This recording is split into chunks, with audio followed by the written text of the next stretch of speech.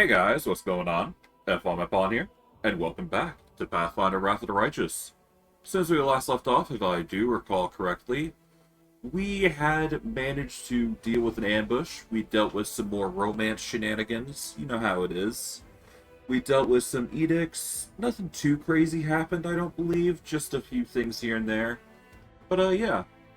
For this stream, what I believe we are going to be doing today is we are going to be helping the... I believe we're going to help... I think it's called the Inheritor?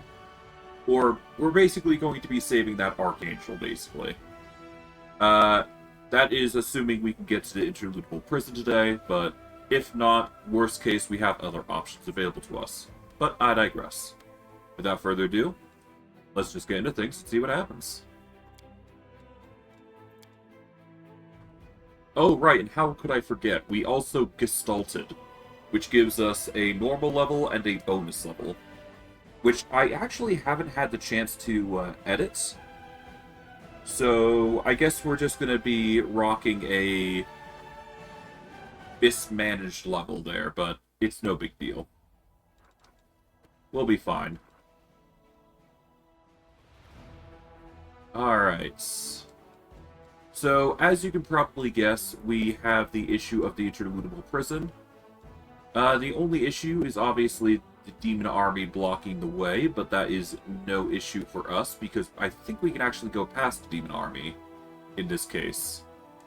Whether we can get to the interludable prison is another story entirely, however. Because we've only got 12 hours of duration left before we can actually teleport again. Now, of course, I could just wander my way over there, but it'd be easier if we teleport via the camp on the ferry. So, for immediate future, I should make an effort to handle any of the nearby quests around here. And Current Glen seems to be the right choice. But, that's going to be a long quest of in its own right, and I do not want to do that just yet. So I think it might even be good for us to consider... I don't know.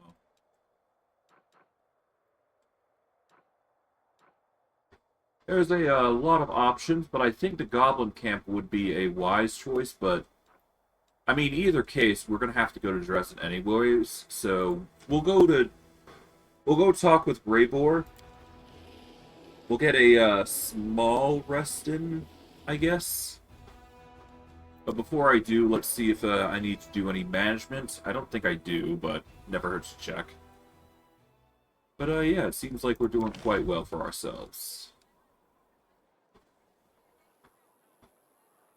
We've already got the Hall of Champions. Halls of Glory are nice for reducing costs of mercs, if we use that. Scavenger Post is always nice. We could probably do with less Alchemist Laboratories, because we don't really need the energy that much.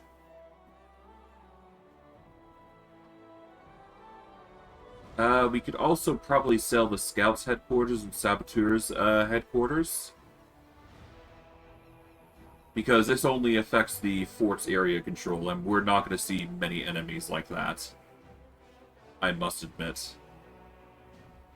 Sanctuary's fine, Supply Center's fine, Engineer's Workshop reduces building shop construction, which is fine. What would I build here, though, is the question, if I were to replace these.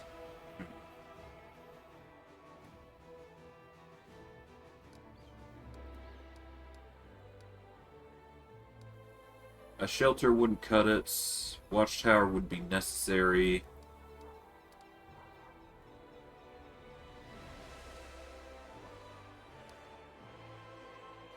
I've already got a Pathfinder Society Lodge.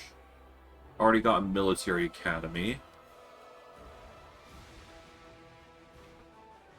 I've got the main Hall of Champions. The Hall of Strategy might be worth it. +1 to attack and defense, and a +2 to power for all generals. It's tempting.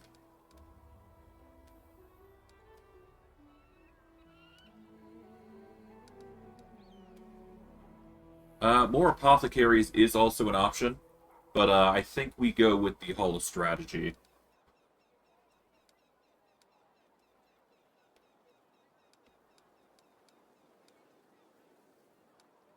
Yeah, so we're gonna sell these.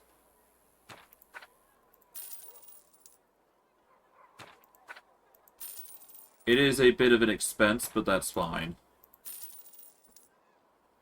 Of course, I could also just spam hospitals and get more infirmary size, but I don't think that's the right way forward. So we're just gonna get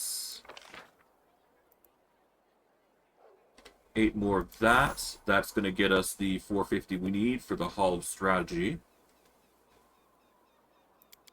And that will just be a nice addition for everything. Alright, nice. We will close out there.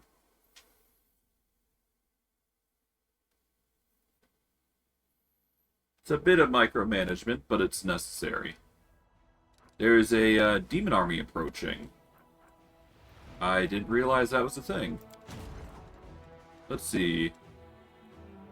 I guess it must be this group here. Yeah, so that's the gang that's probably going to be approaching us. Thankfully, defensive faction B should be enough to handle it, because we do have a sizable unit in defensive B. Defensive A is not going to be cut out for dealing with this demon army. I believe I had offensive B plotting a course over here, yep. And Crusader army here is fine. Alright. Oh, we've made our way here, so that's good. Okay. How is our edicts looking? Well, how's our stats, rather? Leadership's at max. Logistics are nearly maxed. Diplomacy is maxed. Yeah, we're doing quite well. Let's go into Crusade real quick.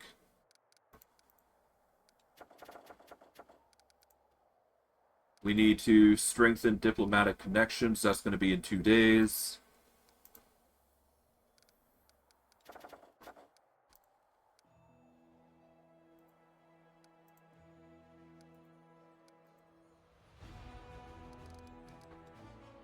Alright, let's enter the kingdom here, and we should be good.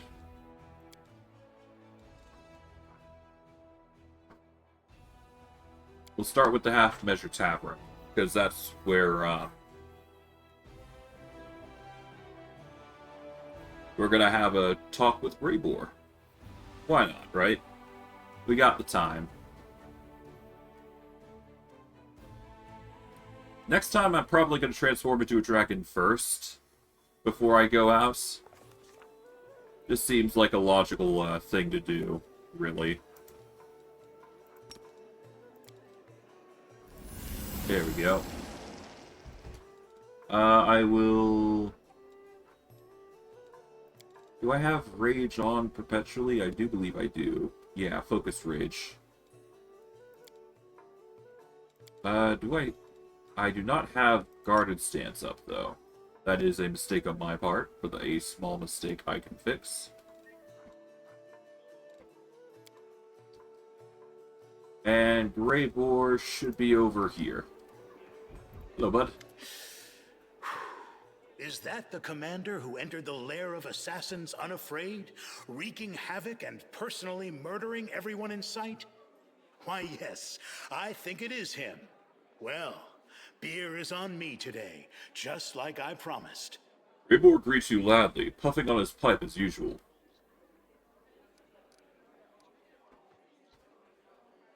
Can I expect any more attempts on my life? There, of course, but he no longer has weapons like Horsala's Assassin's Guild at his command. And the Templars of the Ivory Labyrinth are no match for them. I don't think you need to be wary of any more attacks. Have you ever been tempted to betray me? Well, maybe a little, perhaps. But I never violate the terms of my contracts. Justice, villainy, loyalty, treachery. All these words carry no meaning for me anymore. But my reputation, for that, I will put my life on the line. You can say whatever you want, but you have a faithful and noble heart. Yeah, sure. I'm a scoundrel with a heart of gold. A noble murderer, and anything else you come up with. Just don't try to make a paladin out of me, Commander. Raybor gives you an ironic smile. Thank you for remaining loyal to me. It's not about loyalty. It's just business, and... But perhaps you are right about that. I like you. I rarely say that to people, and almost never to my employers. But here we are. The dwarf cups up abruptly and goes silent for a while. He puffs at his pipe, lost in thought. Finally, he speaks. I enjoy traveling with you, and I would have felt regret if you had died. Apparently, our adventures together have made me overly sentimental. Have you ever thought about what you're going to do when this war is over? They say that the Assassin's Guild of Evolutionera, of which I pride myself of being a member, has recently lost its leader. I, on the other hand, have been honing my demon-slaying skills to perfection over the past few months. When this whole thing with the world wound is over, I'll return there and try to become one of the aristocrats of Evolutionera. That is what they call themselves, if I remember correctly. I will reside there in luxury, bathe in the gossip about my notorious misdeeds, and take assignments from the Crusaders at a hefty discount. If the demons are trying to occupy our Galarian, why shouldn't we mortals repay them by occupying a part of their realm? Have you ever thought about quitting the assassination business? Now? Quite the opposite. My career is booming at present. First, I have an opportunity to work with you and participate in a truly fascinating adventure, which is going to lift my reputation to new heights. Second, I've just joined a very formidable Assassin's Guild. There is a lot more for me to achieve as a professional, and I will only start thinking about retirement and the peaceful life of a commoner when I'm past my prime. Anyway, fortune doesn't favor those who think too much about tomorrow instead of living in the present. Right now, I'm fighting the world wound under your command. As for what happens next, we'll just have to see. Well, you have to make this decision yourself. Well then, it's all settled. All hail me, the fearsome leader of the Assassin's Guild from the depths of the abyss. You know, I've never tried to tell anyone which path in life they must choose. Sure, I'm always happy to show the way to the realm of Pharasma, but that's an exception.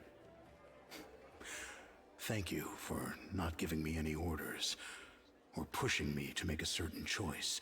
An attitude like that is a very rare thing in our world, and I appreciate it greatly. Glad we had this talk. You know, Commander, I've always thought that I was a loner by nature. I don't like people. I don't give a damn about them. They don't give a damn about me. And that's how it's always been, until I met you. Are an exception to all the rules. It is completely wrong for a hired blade to have any kind of personal affection for a client. But I do. Whatever lies ahead, I will never regret going on that dragon hunting mission with you.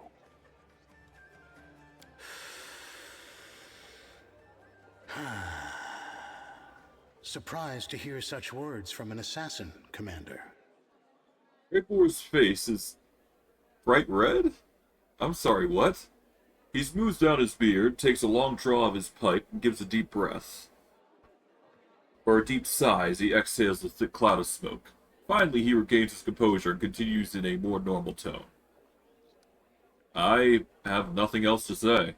In that case, let this story become a good memory of how we cheated death itself. Good.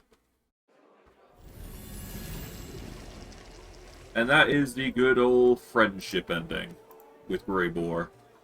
I'm not going to go into the, just so you guys are aware, I'm not going to go into the male romances. That's just not into that. So don't worry about that. If you want that sort of thing, I'm sure there are other channels that cover it, so you'll have options, I'm sure. But, yeah.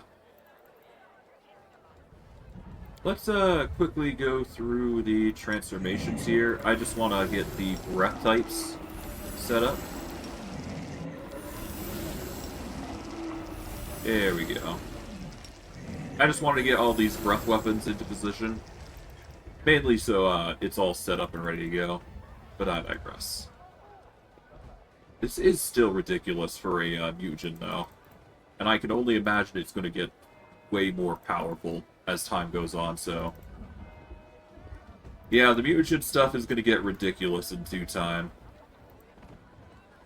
Alright, but, yes, we are going to leave now. There's no reason to stick around, as far as I'm aware.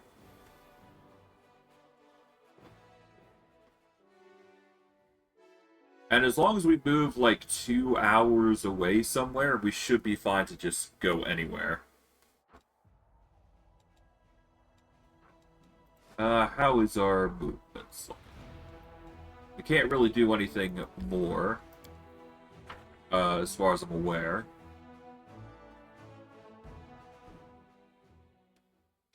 Yeah, those are being built, so no reason to focus on those.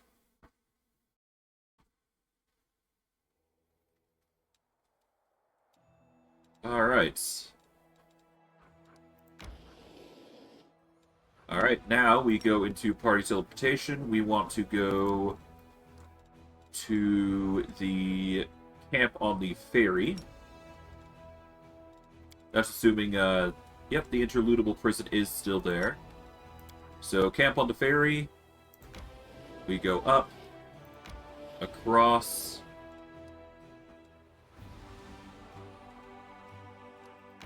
and let's just hope we have enough time to get to the location in question.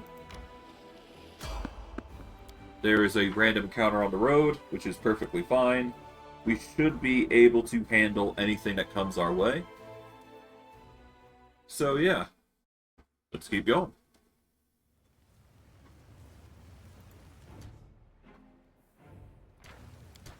Let's save here.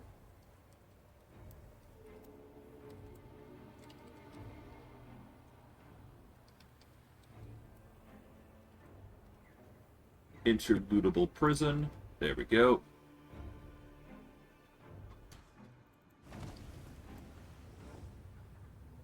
Hello. Lord Baphomet has sent me to bring you his head. You won't escape the Ivory Hunter. Your bones will join the myriad of others. Stick it. So, good luck with that. Oh, hello. Craggle Norms. Lovely.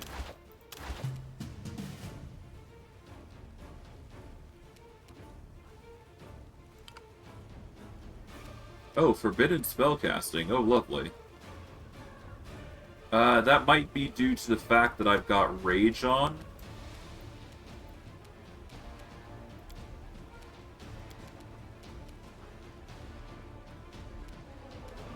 So if I temporarily turn this off, there we go, I can use most everything. We'll start with Mage Armor. And what is my current resistances? Fire, acid, cold. We just need something for electricity. So we want Bronze Dragon aspect, because that's lightning. And that should prevent us from suffering any damage too heavily. We'll activate the Rage once again. That'll bring our AC up to a juicy 87, which will help us defend ourselves a little bit. At least. That guy's going invisible, okay. Respect the hustle. And now the Craggle Norms are coming in.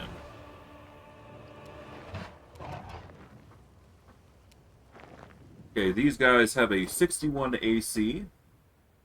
We do have a 61 to hit.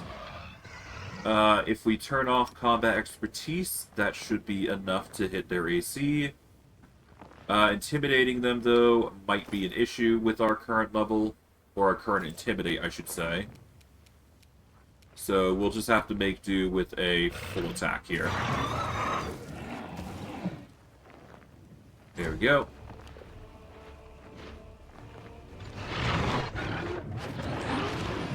Oh god, okay, so they are actually hitting us.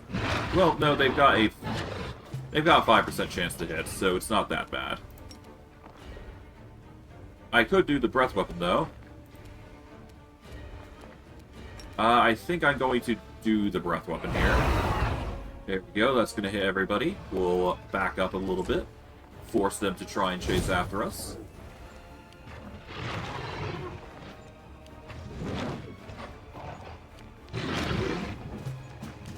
Okay.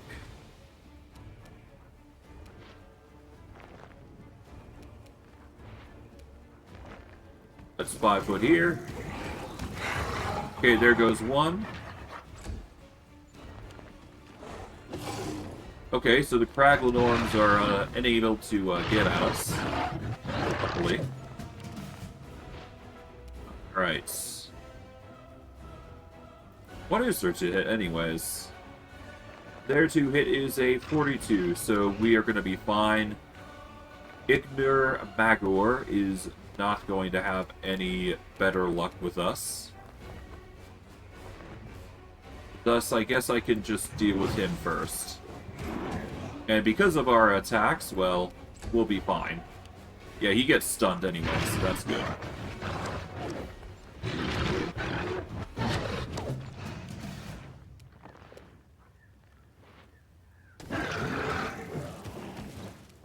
Okay, we want to back off a little bit more. Oh, nice try.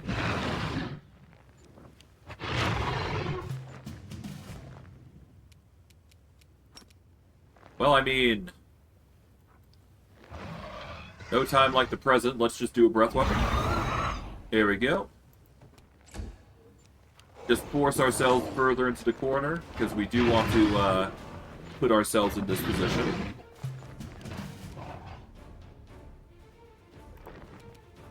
And then we will start by focusing on the Lenorm Blood Tracker, and then on Ignor. We hurt ourselves a little bit, but that's fine. Because we can just do this.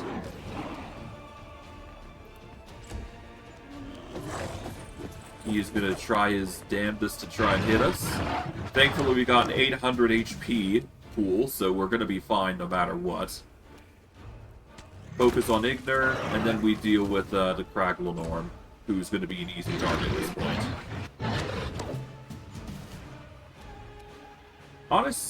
Yeah, I mean, I could turn Come Get Me on.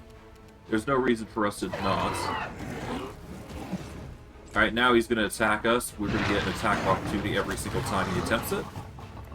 That would have made it a little easier, but I digress. We've got the Ivory Hunter's Key. We've got a +5 flail, chain shirts, amulet, ring, cloak of resistance. We managed to come out of that quite wealthy as a result, so that's good. It does appear that the hunter was doing a bit of hunting before he came up on us. which is alright. This means we got some profit out of it.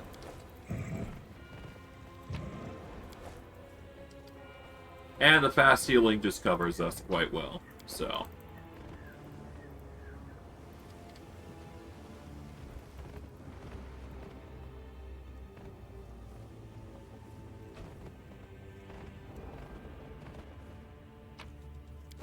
That's...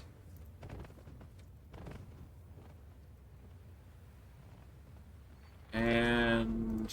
I guess that's that.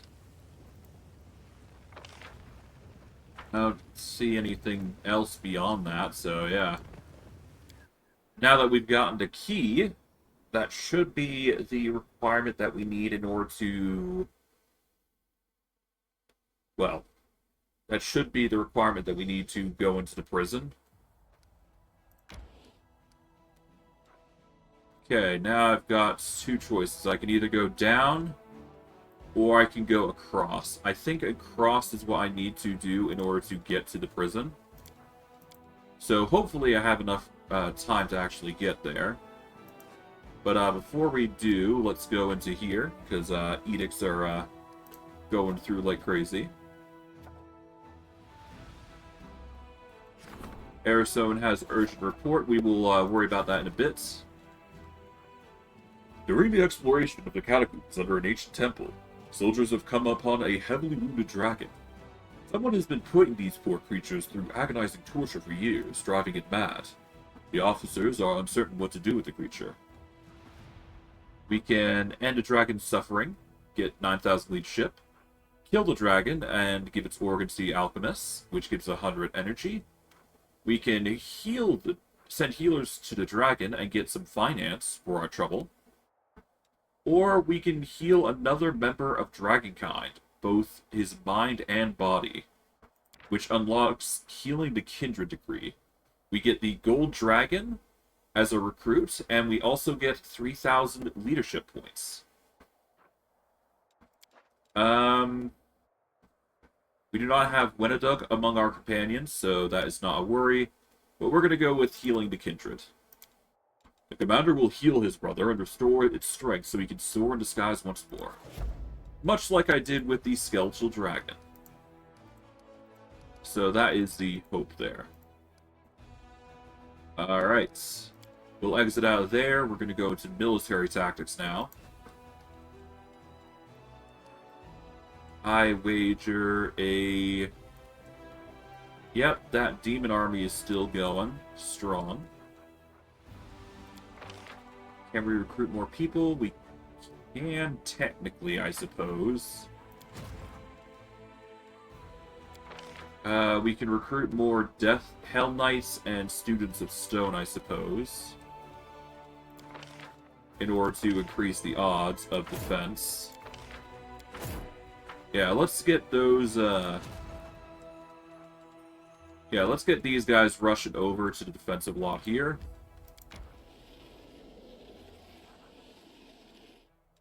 And in fact, I'm going to get Defensive Group B rushing over to meet them. That way we can quickly merge them in. This is going to give us a slightly stronger force. Mainly to survive against this demon army here. I'm not sure whether he will be able to handle it, but we'll do our best. Alright, Offensive B, though, is going to go in for the demon army kill here. Technically, they do have the strength to handle this, so it's just a matter of handling it. So, yeah, let's just send them in. I am confident they'll be able to handle it. Or at least quite confident, that is. Okay.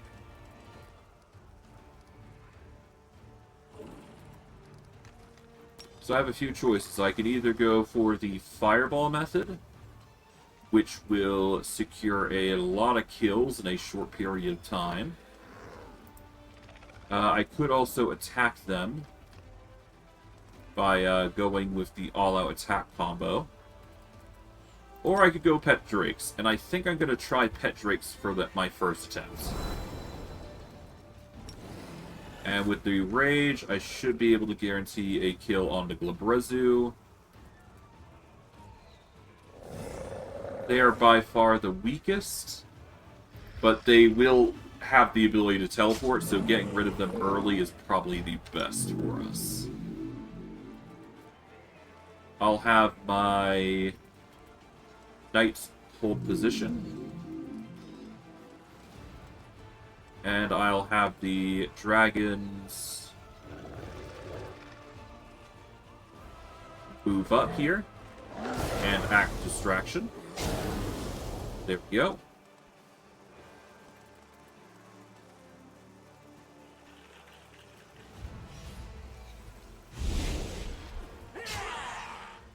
Okay.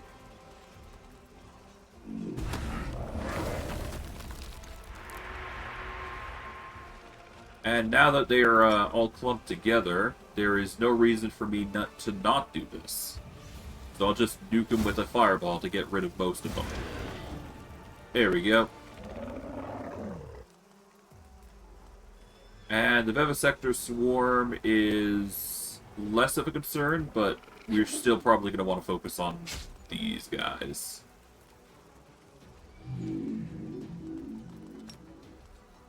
Let's just do a breath weapon here. This will nuke both of them. Alright. We'll summon another dragon here. Whittle down the Scarites here.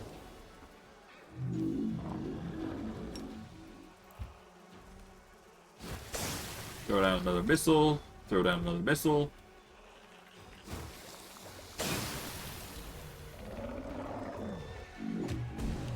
Alrighty.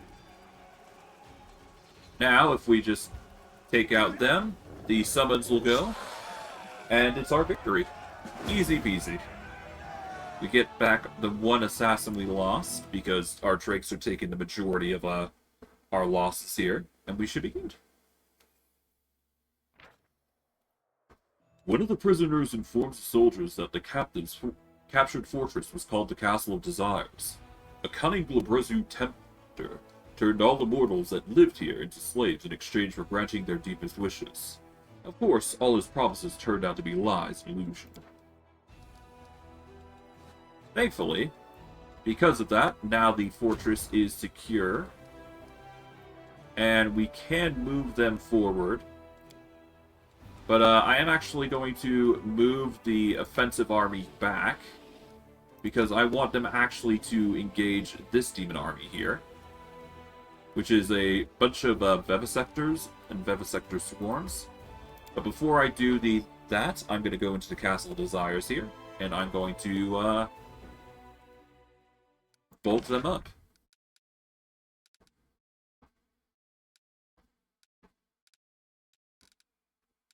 Okay, let's start with the...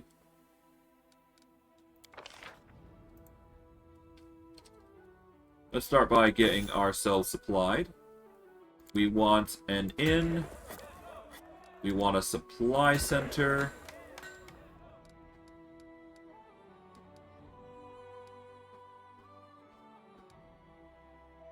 And I believe we always top it off with a hospital. But I think we're going to go archery range. And I guess we could just double down on archery ranges and just increase the archery units amount by an insane degree. So if I get 100 resources here, I can buy yet another. Is what I would say if I could do that, but it doesn't seem like that's the case. So I just go with another hospital. There we go.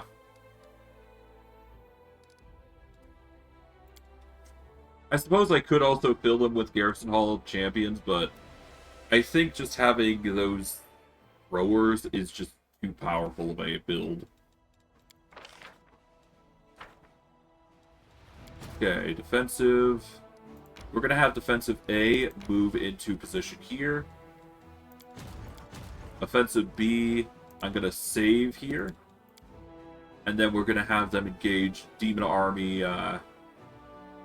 with a 14 strength here. Yes, it's a little bit strong, but that's fine. We are going to recover the General's energy, because she does use a lot of magic, to be fair.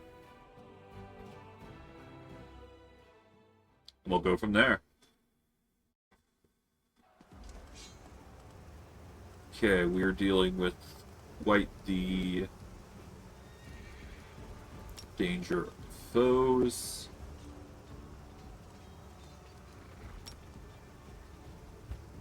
Okay, let's summon some units. Okay, I'm very worried about the damage that we're going to suffer here, so I guess we just need to start with the Vivisector Swarms, I guess.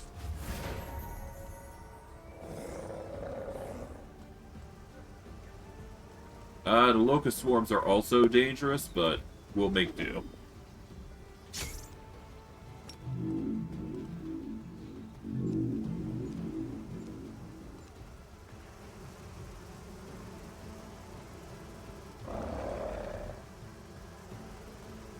Okay, we're gonna send this guy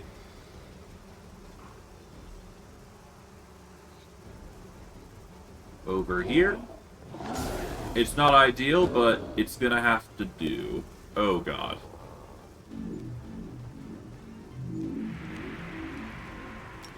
Okay, well, ideal time to use a fireball at least.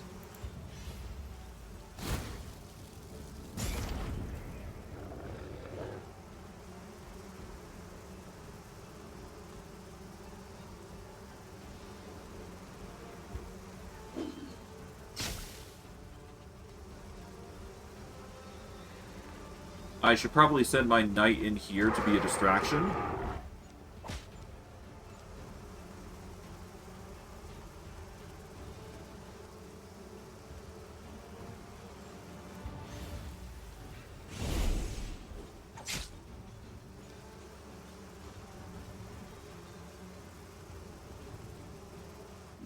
Okay.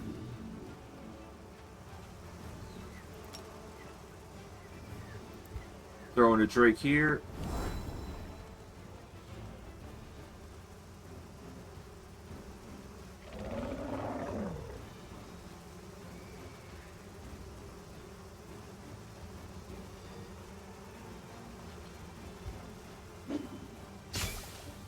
Okay, we'll have this guy move. Oh.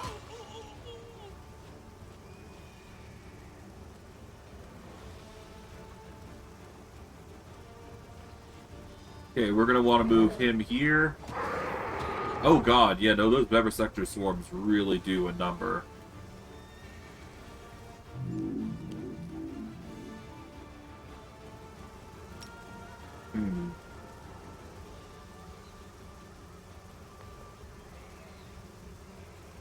I might have to load here, yeah.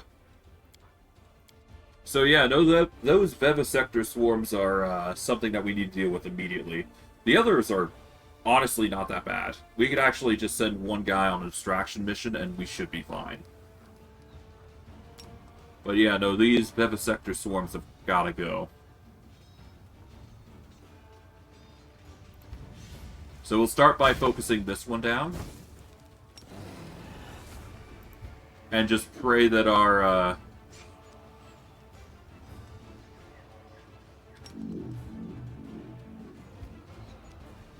Okay.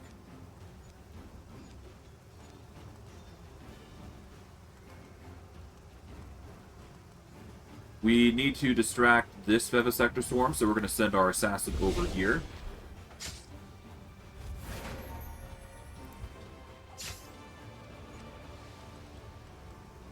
Okay. We are going to use a fireball here to nuke this group again. There we go. That's just going to maximize the amount of damage that we suffer or deal to this swarm here. Okay, we do want to move into position to take the hit here. And we want a total defense here. That's going to give us as much healing as we can.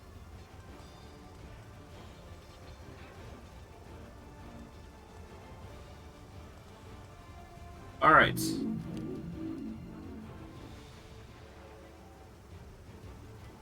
With that, we can now nuke these guys, get as much of these guys as gone as possible. Alright, 6 Vivisector Swarms are honestly not that bad. We can deal with those. We just need to get rid of the amount here. Okay, there goes one.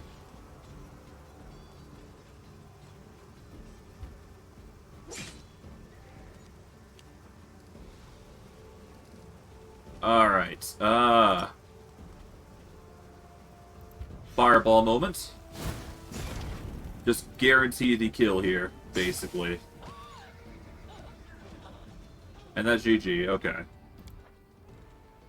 So, yeah, no, our forces are not capable of handling that just yet, it seems. Which is unfortunate, but not too surprising. Their numbers are quite significant. Plus, the difficulty range is 7 to 14, so I'm not too surprised. I could try and deal with the Voice of the Cursed Bead, but I don't have confidence dealing with that. Keep defensive A there. Offensive A.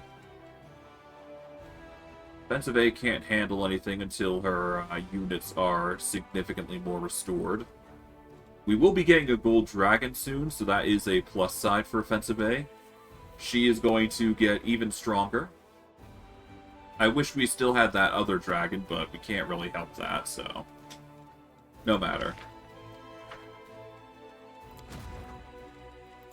Okay, but yes, no offensive. Here, then, I guess we focus on this demon army here. What do they got? They've got fire resistance, fire resistance, fire resistance.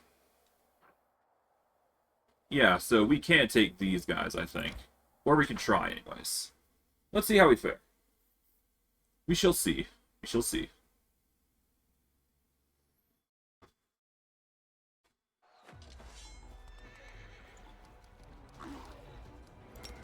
Okay, so 2, 17, 13, and 19.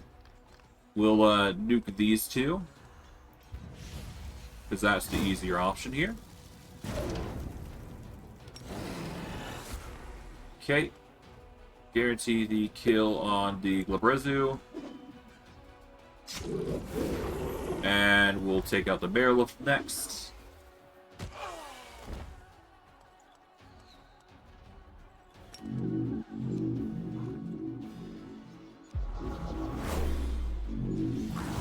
Okay, you're going to summon. Okay. I respect the choice. But that is just going to only give me a chance to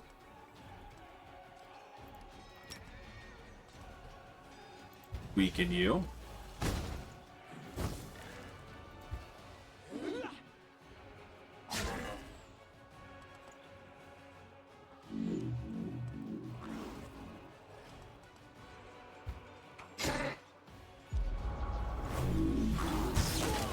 Okay, there goes one.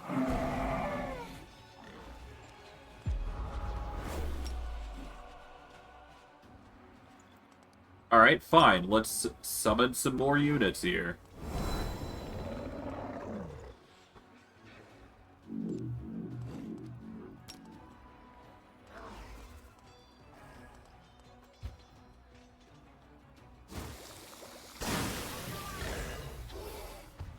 Okay, so you've done that. Okay, I respect it. I just set up the dragons for a distraction more than anything.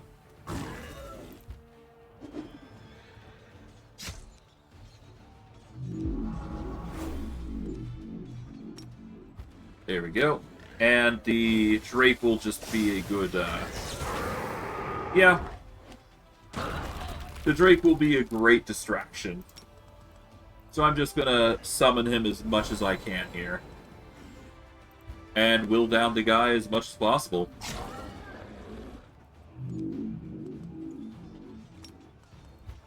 And we'll just keep spitting at him with acid, because he's probably just going to keep throwing lightning. Or just attack at melee now, which is respectable. Alright, well, let's guarantee the kill here, I guess. Well, nearly, anyways. Okay, he does lightning, fails to kill. And, well... yeah, let's guarantee the kill. Why not? And that's GG. Get some resources. Probably get a level out of this. Who knows? Alright. One of the Falshis killed by the Crusaders was clutching a huge bloodstained bag in his arms. Inside, the soldiers discovered lots of weird trinkets, broken artifacts, relics that had long lost their power, and other such oddities. It seems like this demon took joy in collecting broken magical things. We will give energy back here. And I think we are just going to backtrack with offensive B here. We're going to save.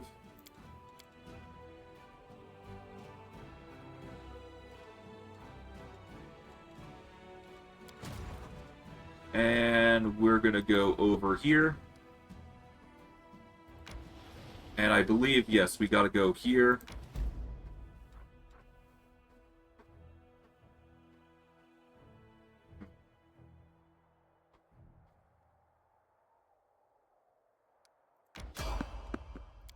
We do want to keep going past these individuals here. Because we have to get to the interludable prison quickly. You're basically on a timer if you ever go... oh, hello. But yeah, no, you're basically on a timer if you go into... try to go to the interludable prison. And it's one hell of a task.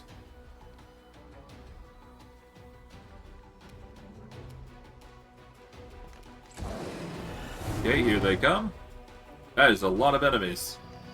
Damn. Nice try.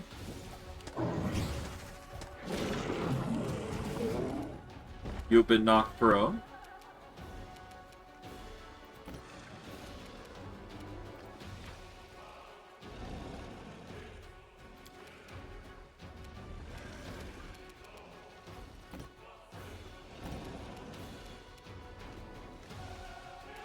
Let's use a swift action to focus on the Baphomet here. And just spam attacks. 5 foot back. Kind of surprised that their saves are actually going after... yeah, well, I'm not too surprised that their saves are actually managing to affect us. We are level 28, technically.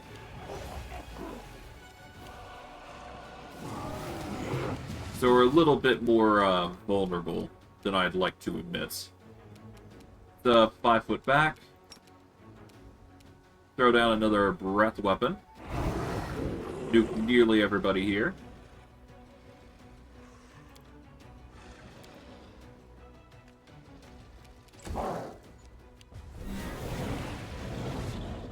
Alright.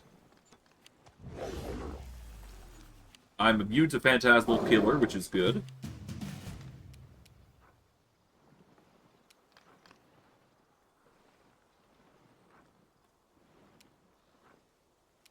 Let's take a 5 foot step.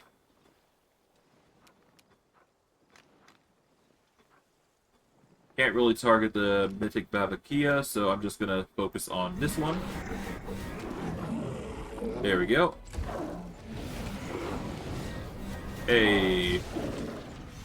They really trying.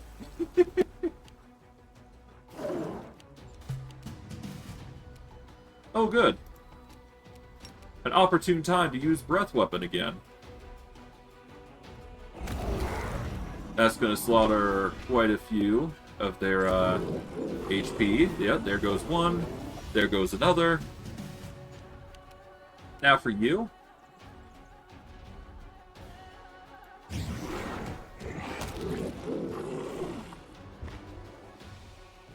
Alright, and now it's just you who tries to get confusion on me, fails miserably to do so.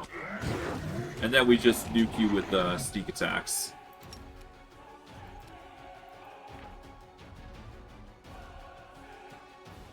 If a character deals sneak attack damage to a target, he studies that target. Okay. So even if I didn't activate study target, I can immediately target them with a studied action anyways. So that just makes it way easier for us to hit them and just ruin their day. We'll take those. There doesn't really appear to be anything here, because this is just a random encounter. Gives a decent chunk of experience, even though we only get half the experience now. Which is a bit of a bummer, but, you know, it is what it is.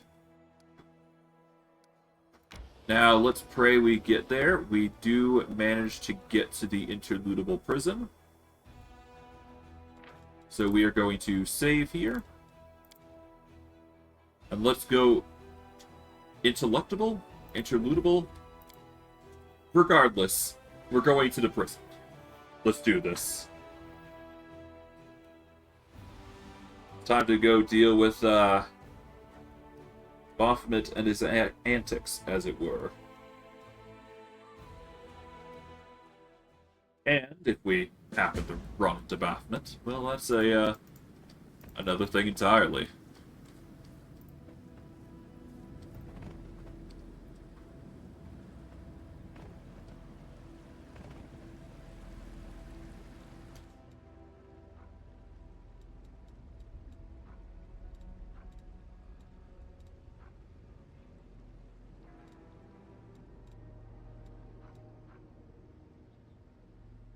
Okay, so we cannot teleport into prison, which is fine. I wasn't exactly expecting any sort of teleportation anytime soon.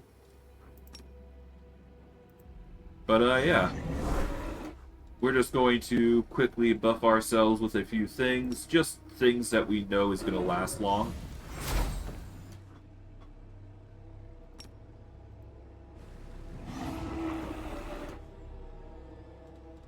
Okay, do I want True Sight? True Seeing Communal probably would help. And I should do Foresight just in case. Do I want Heroes and Greater? I shouldn't need it. Not for now, anyways. Do I want to use a Mutagen, though? That is going to last a long time if I do recall correctly. So I may as well. Yeah, the mutagen should last me, like... Yeah, it's gonna last all dungeon, so we do want it active, at the very least. We can turn this off for now, because we don't need it on right now. I doubt much into... Oh. It does appear that all the Minotaurs are dead here, somehow.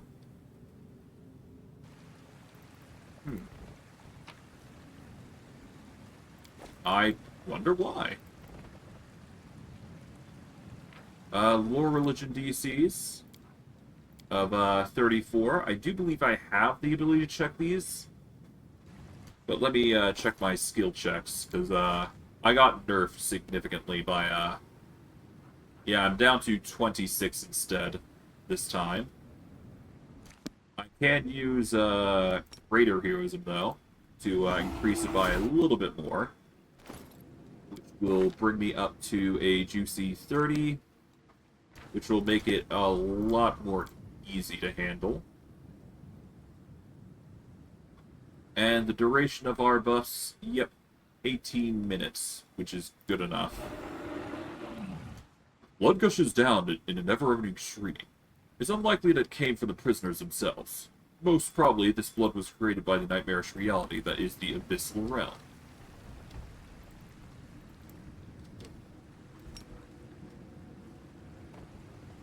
which is not too surprising. We could activate this. Yeah, might as well.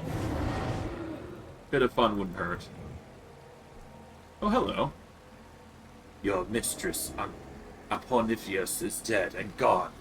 Smendak is the warden now. That feeble gnat is nothing but a demon. We obeyed Omnictus, but we'll never bow to her.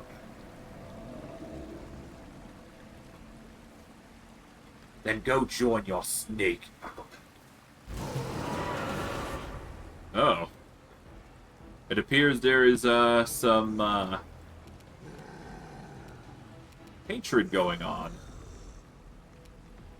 Well, far be it from me to stop you guys, but just know I'm a different factor in this battle altogether. They are, all out for blood, it seems, though.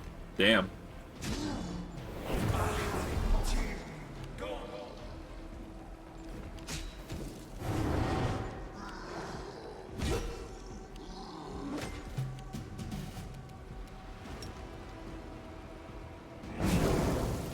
Might as well just throw all the breath weapons in, why not, right?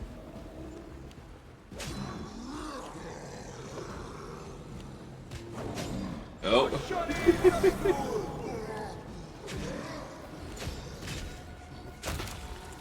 Okay, well, it's now just a Demodance in me, huh? Well, and the Glabrezu Wrecker, that is.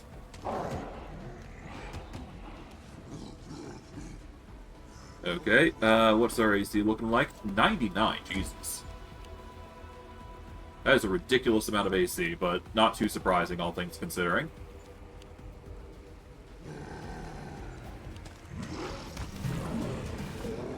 Okay, well, 5-foot step back. All three of them are within the radius, so let's cook them. And then they're going to try and approach, get an attack off, but they are going to perish before they get a chance to do anything. A happy smile plays on the elf's lips. Her soft, deep voice rings with confidence and joy. Mortals rarely come to the interludable prison of their own free will. I'm ever so glad to see you. Once I imprison the one who killed Apophonius, I'll fully establish myself as the mistress of this jail. I'm sure my little ones would love to play with you. She folds her arms over her round belly and whispers with touching affection. I'll give you a wonderful life. I'll feed you soft Valarian flesh. You'll be strong, brave, wise, just like your father. An ignorant observer might be confused by the strangely hued skin and the white hair and eyes, mistaking them for signs of old age or dire affliction. But you recognize that this priestess is a drow, a dark elf whose cursed people live in the dark rooms. Who are you? I'm Svendak, the new warden of the interludable prison.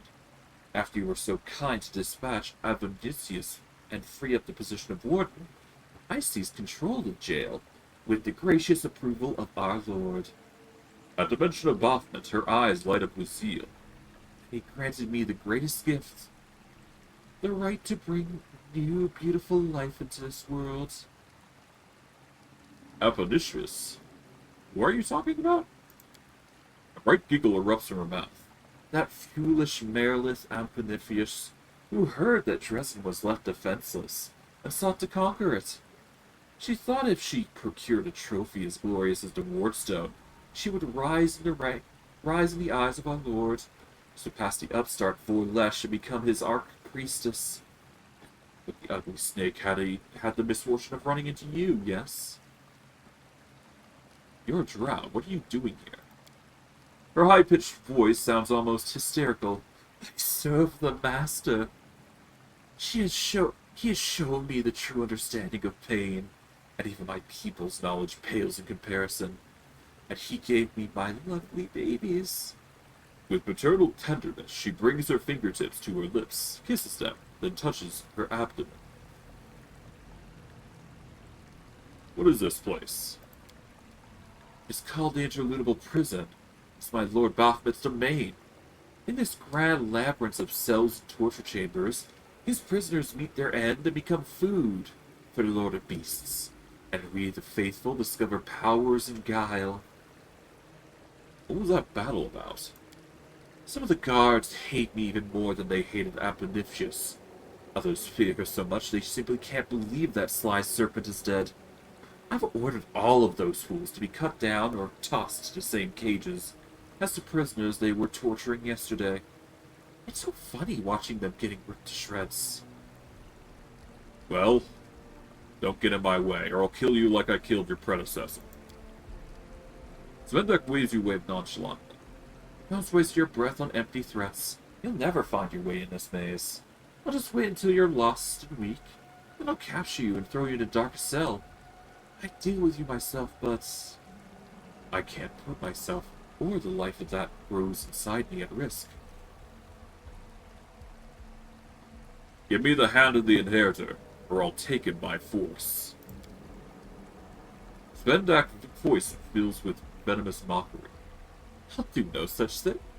My master has already tasted his torment, and is to his liking. You won't disturb his feast. I've already spilled your master's blood before.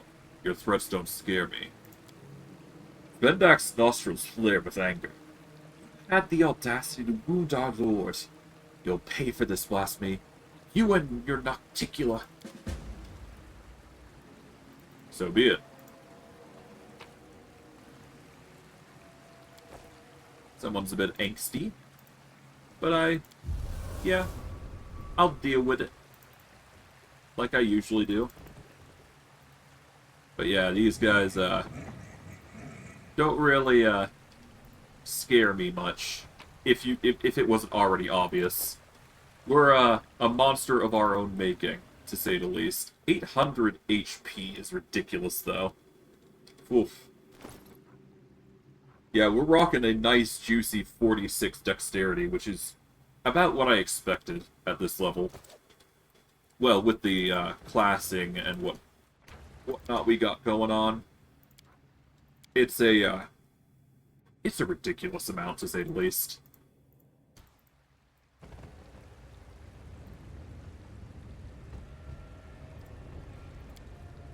Rows of cell bars stretch into the distance, disappear into darkness, as if the prison has no end. Perhaps that is exactly the case. In any abyssal realm, anything bends to the owner's will, even space itself. Yeah, so there's a lot, to say the least. A lot around here.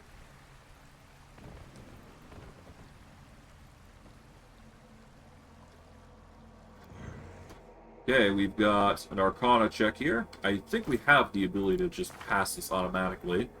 Yep. Judging by the dark aura engulfing the obelisk, it is emitting a spell of crushing despair. We can make an athletics check, and I do believe I can automatically succeed that. Yep. Kaboom. Let's just casually rip that apart. No reason to have Crushing Despair available to cause us a ruckus. We'll save here and keep going.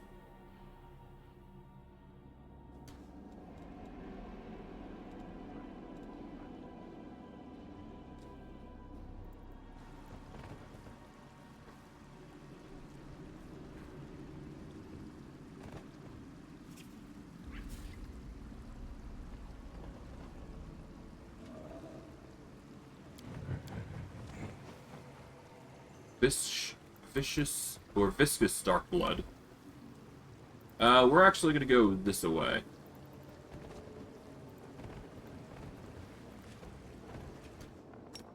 Let's just charge this guy, I guess.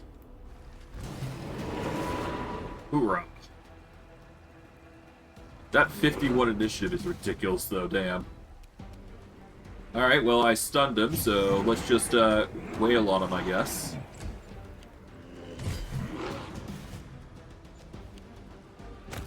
There we go. Easy peasy.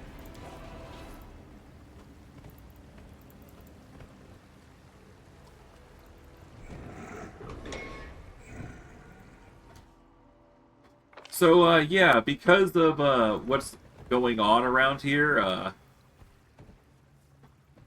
the prisoners were slaughtered quickly and carelessly. The guards were clearly in a hurry. But, yeah, no, because of, things we have done, things are, yeah, a rebellion is basically going on, so that's fun. We'll pick the lock for experience.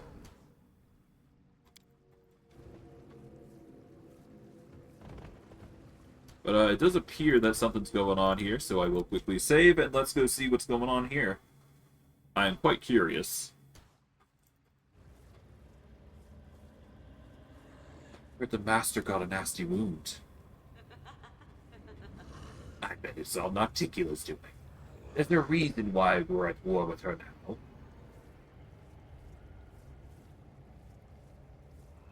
Or was it heaven?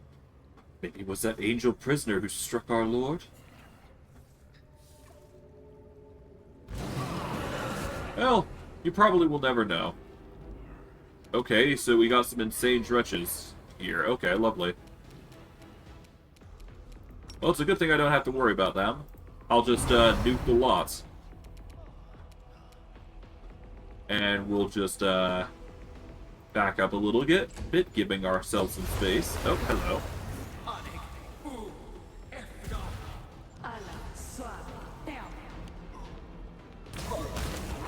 Ah, right. So, yeah, no, those wretches are a nasty little piece of work. So they have the quirk of dispelling things on you, which is not so fun. So if you ever run into them, you've got to make sure they go down really quick. Otherwise, they just nuke you completely. There is a way to make yourself immune, though. Well, at least immune to the... Yeah, you won't be immune to the dispel attempts, but you can still be at least immune to the electricity, which is perfectly fine. Alright.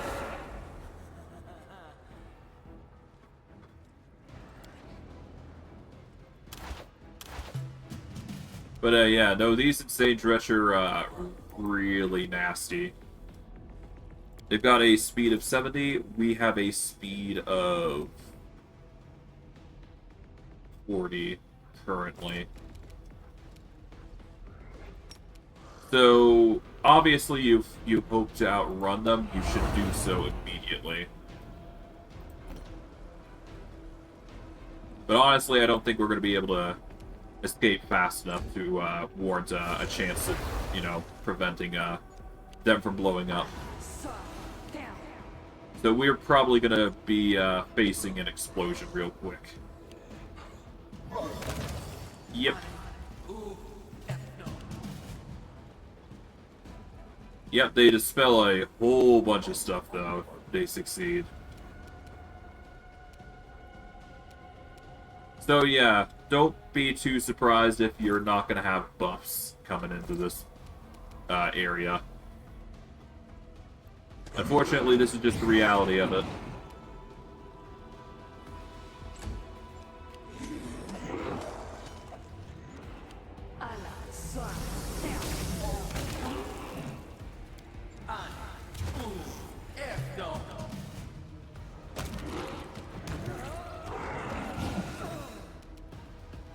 But at least the majority aren't gonna cause too much trouble.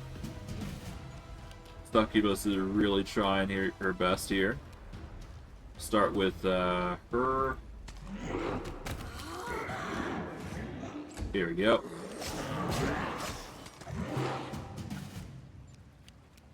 Okay, you're managing to get quite a few hits on me. Good thing I've got healing going for me. Yeah, that 16 heal will be perfect for us. But yeah, no, as you can wager, difficult foe, to say the least.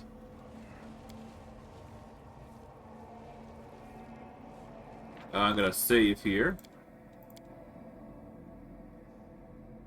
At the very least, as long as we have major armor on, that's all we really care about. Under trickles of blood, you notice scratches that make up the following message. My star has 5 rays, the 6th is I, and I bring light to your hearts. We will need to remember that in a bit. But obviously, there's another secret alcove here, which we can loot real quick. Gives us the Grenadier's half-plate. We get a few scrolls here. Basically, a few little tidbits here. And then, of course, we got these guys, so we're going to save here.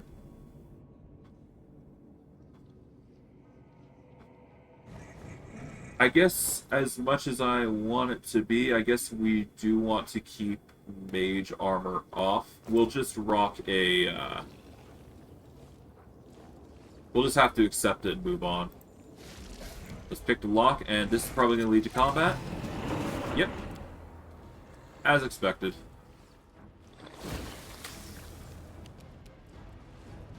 We just want a 5-foot here, and just nuke all of them with the breath weapon.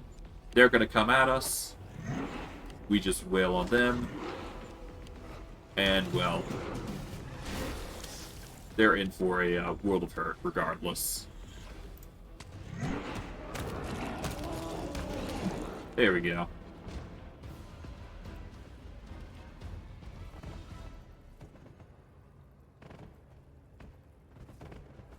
The experience is well worth it, though.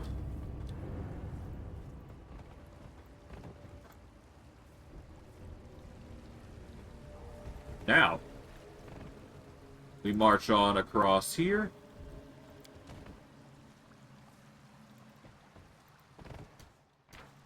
Okay, we save here, and off we go to the other side.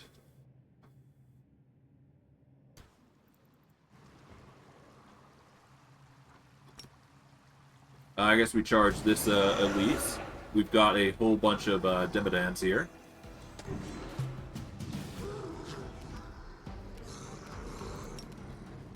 Okay, well, no reason to not just breath weapon them all. There we go.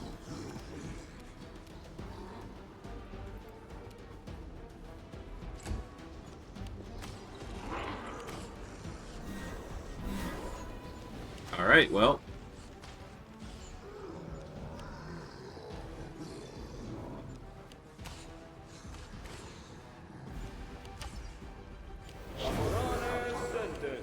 Okay, we're immune to constricting coils, thank goodness.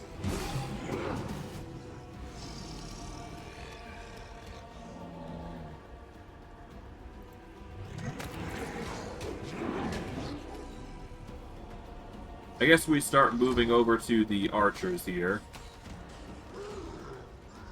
As long as we avoid most of the hits, we're fine.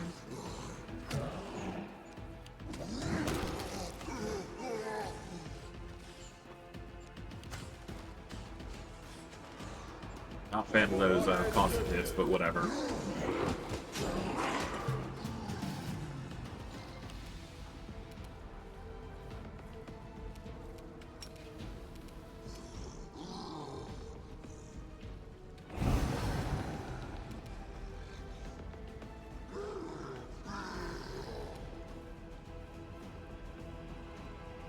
Okay.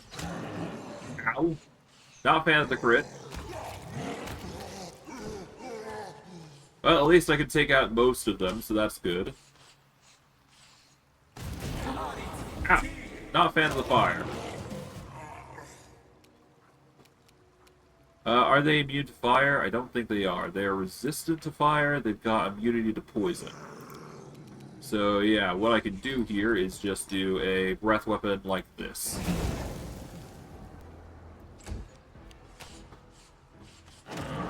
Ow, not a fan of the 100.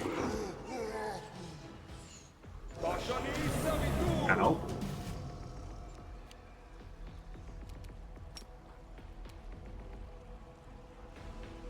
Let's just move over here. Attack you. There we go. You're going to be provoking for each arrow you try and shoot. And you are in provoke range. So, there we go. And another battle starts. with a friend here. Hello. Let's activate a bit of fun here. And let's see, what have you got? You've got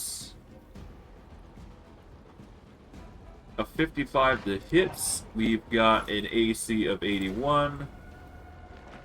So at worst, it's going to be a 50, so at worst, it's going to be a 75, which is good for us. So I'm just going to move my Jolly Butt over here and let them approach. Ah, breath weapon. Lovely.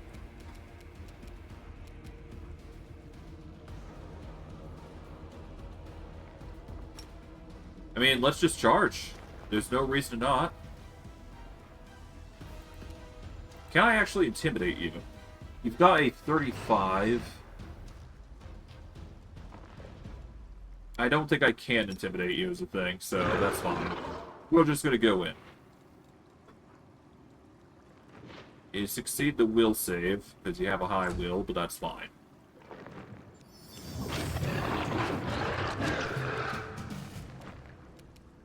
Okay, we can either go for the breath weapon, which they'll probably pass. Well, no, it's an DC 62. Well, no reason to not get the 100 or so damage. It's going to be better than the normal attacks that we go with. Okay, you're trying to do breath weapons, which do horrible against me.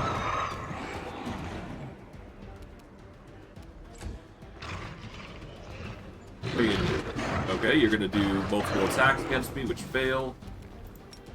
Throw down another breath weapon. 144 next. What's next? Okay, that's another fire weapon.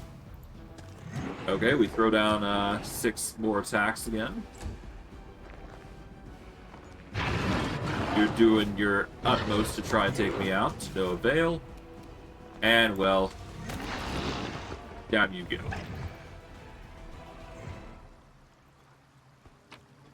And now we can slowly heal ourselves.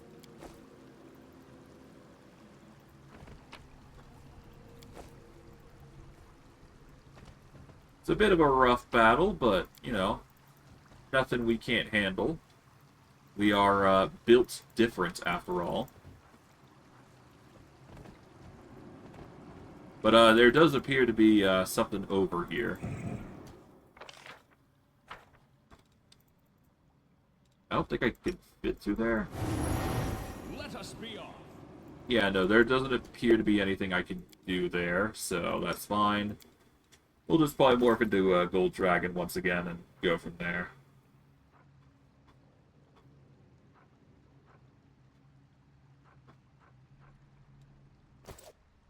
God, that is a ridiculous amount of power. Okay, we got a few doors that we can do, but before we do, there is this puzzle here. Now, I do need to go back to go see what that passcode is, real quick. Whether it works or not, I don't know, but it probably won't for this door, I'm guessing. At least I'm wagering a guess, anyways.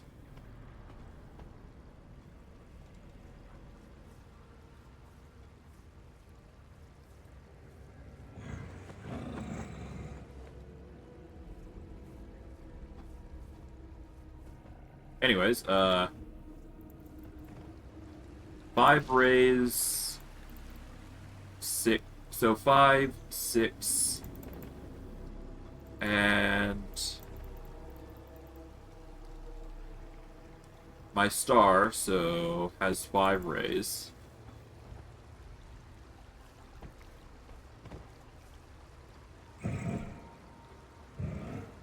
Five, 6. I guess 5, 6, 1.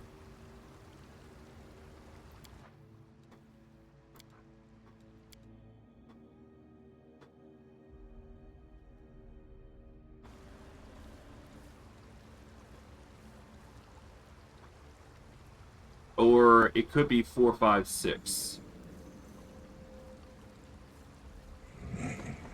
My star has 5 rays, and the 6th is I. I'm gonna go with 4, 5, 6.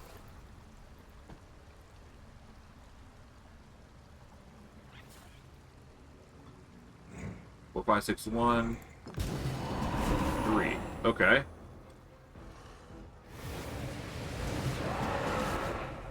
Okay, that's fine. Oh, okay.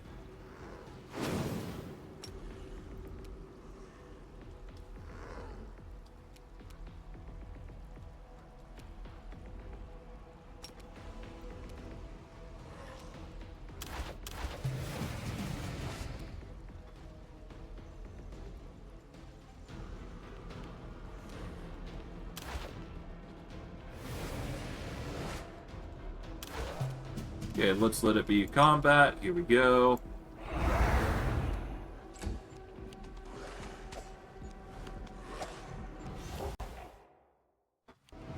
Well, at least the combat is easy enough to handle.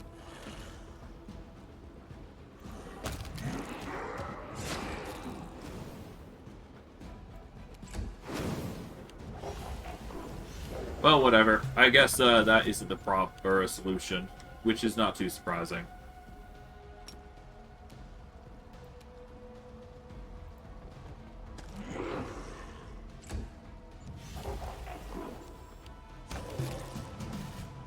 Okay, and now we'll attack you. Here we go. We'll solve this puzzle later. It's obvious that we're not going to solve it right now, but yeah. Just keep it in mind. There is a solution to those puzzles, though. And I will answer them when we are... I guess I could answer them now. There's no harm in it. Nah, let's wait until we have explored the dungeon proper.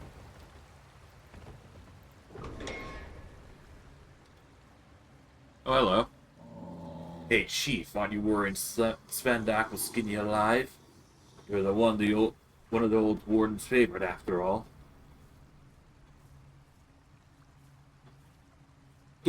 Go spread false rumors. Lady Ambultius is too strong. She couldn't have died. She'll be back and she'll make that upstart Svendak pay.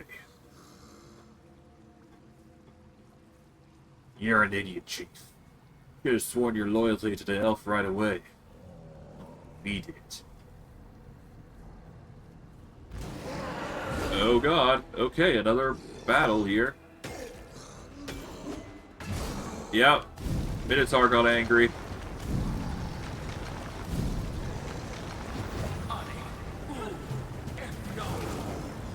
Oh, okay. It's one of those. I mean...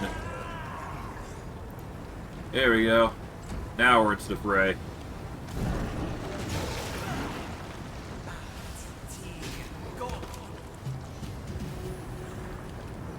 We do want to focus on the Demodad here. Yeah, we want to avoid the kinetic healers getting any damage out, so... It's a good thing we're immune to fire. The Plux 6 Clover resists. Bunch of stuff. And apparently we can awaken the magic circle, which I'm not sure what does, but, you know, why not?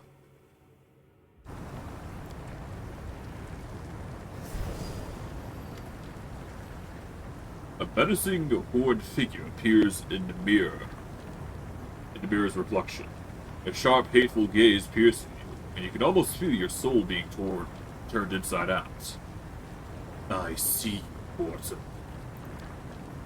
It is your own folly that has driven you to my realm. Or do I sense Nocticula's happiness?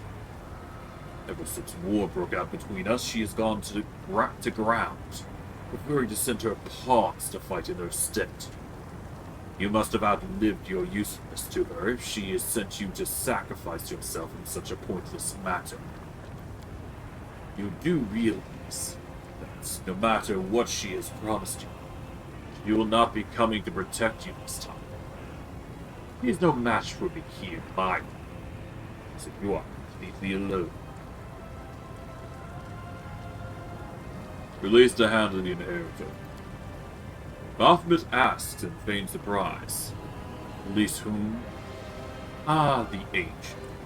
What good is he to you now that I've wrenched out his virtuous heart and ordered my minions to hack it with knives, tear it to pieces, and singe it with flames? What do you want with a deranged, desperate clot of rage and pain? Someone lead you to believe that you could still save him? Ha! Even Iomade would have no use for him anymore. It appears you have been sent here like a lamb to the slaughter. You have been fed some asinine tale about an important mission, so that you'd rush toward your death without hesitation. And what do you want from me? Kneel before me, and break the oaths you have sworn to your masters, for only thus you may mitigate the punishment that awaits you. Very soon, my host will put an end to this foolish venture you call a crusade. You know why this place is named the Interludable Prison? The Prince of Darkness Asmodeus, upon creating this place, willed that none would ever escape its walls. Those were no mere mortals. It was an enchantment, or no mere words, rather. It was an enchantment, a definitive, indisputable order. Many souls have perished here since. The most cunning and dexterous of thieves would come to test the magic of Asmodeus, and not one of them would make it back out.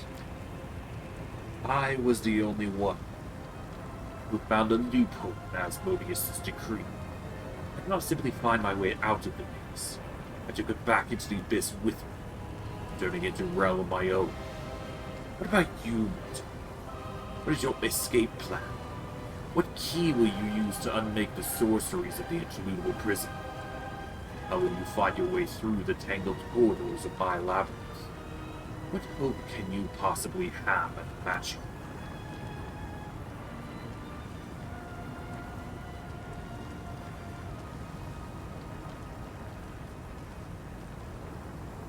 The way can't be found. It can only be made. There's surprised approval in Baphomet's voice.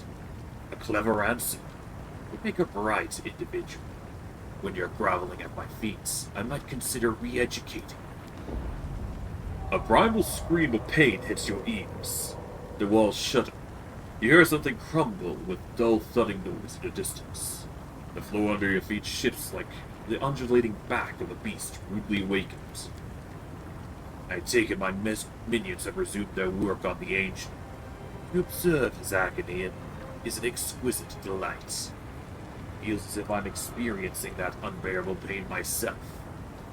And you will experience it as well.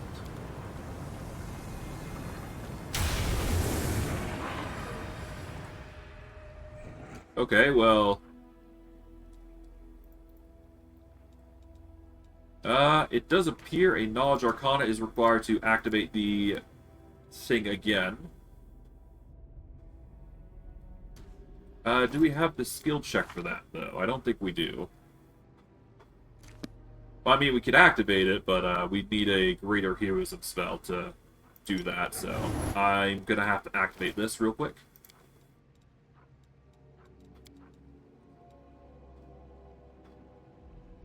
Okay, Greater...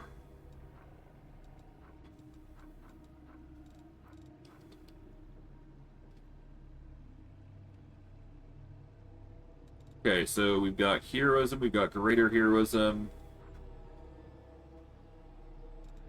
Let's just use a scroll of Heroism Greater. There we go. Solves our problem completely. Save. And let's activate this sigil. Or try to at least discover what's going on here.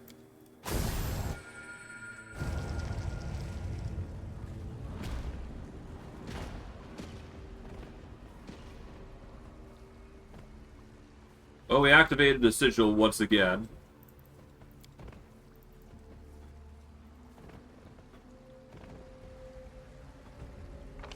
Let's keep going forward. Why not?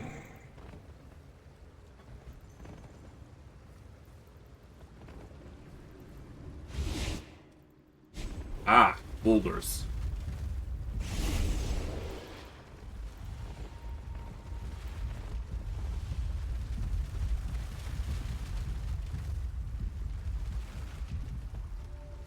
You guys must be familiar with this. This is sure. Will save, huh? It's a good thing I have a high will save, though. Destroy that. There we go. Ow.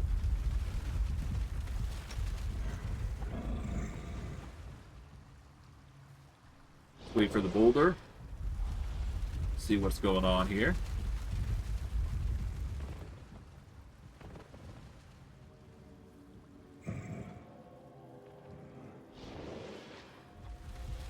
It appears we got another Knowledge Arcana. It's a DC 45, though, it seems. I don't think we have enough for that, but we could certainly try. Let's see. We got a 32 versus a 45. That is a load.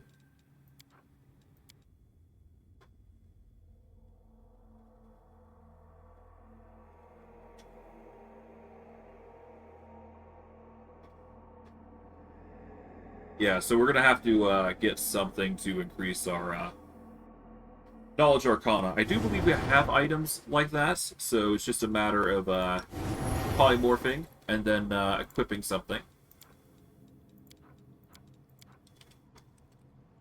Let's see, Arcana.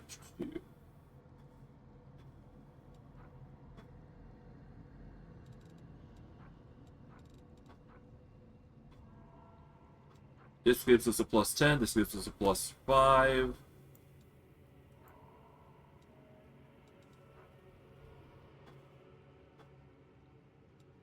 Yeah, let's go for the plus 10 for now. I am finished. Okay. And then we swap back to that other outfit, which is the Robe of Unspeakable Truth. That just gives us our wisdom back, which is what we want.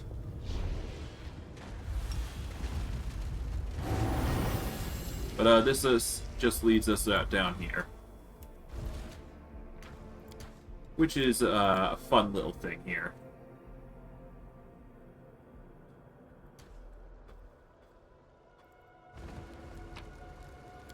Okay, that's yet another bolt added to the list.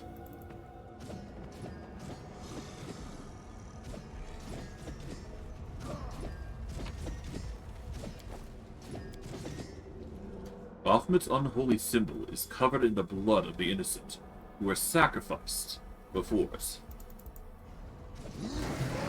Well, it's pretty obvious what I'm going to do here, so let's just nuke these guys. Purifying Flames.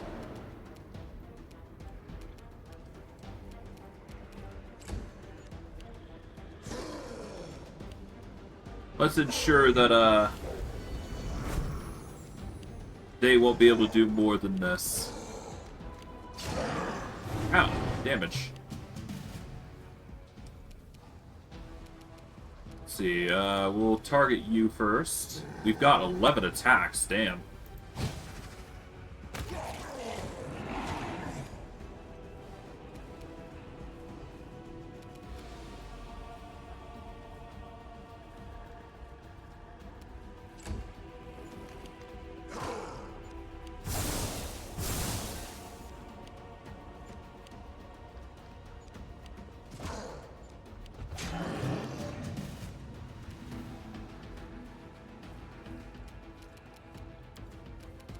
Start with you, I guess. 5 foot back. We're immune to confusion, which is good.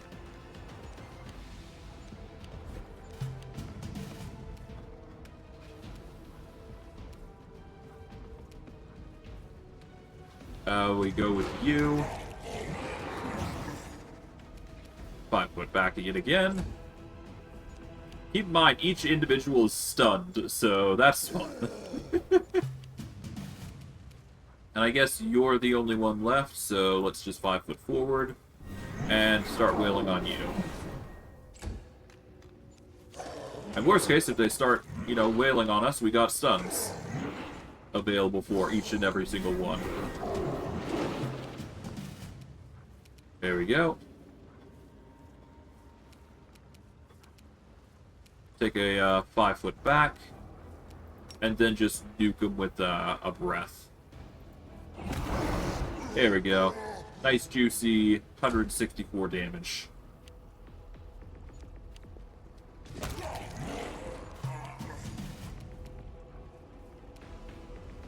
I like to think myself purging the enemy of pain. Or rather, purging the enemy of, well, not purging the enemy, but cleansing the heart, as it were, with Holy Flame. Which is nice. Alright, well, no reason to do anything else aside from sneak attack, so there you go. There we go. G there. Grab literally everything. And then we get the heart.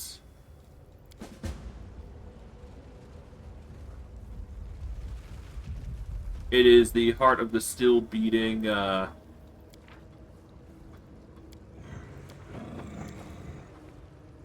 we learned something new from this book. We also got this, which we learned something new from that book. Then we learned this.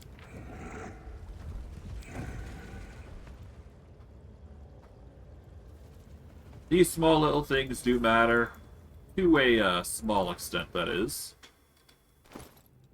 And if I'm not mistaken, we go into abilities.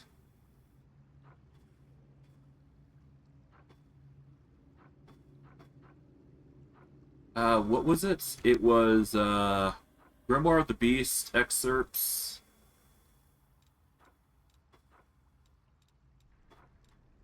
And Baphomet the Uncaged.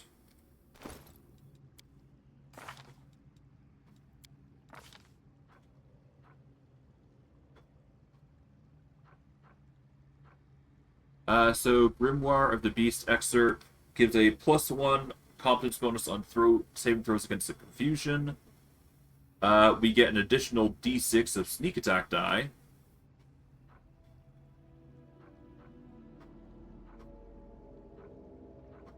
And I think that's it.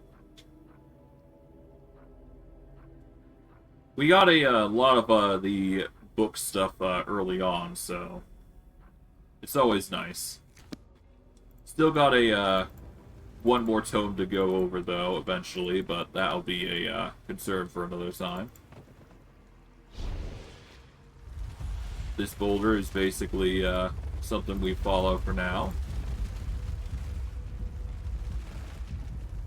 For the moment, that is. And then we pop this open. And we are met with a nice little room here. Baphomet the Imprisoned.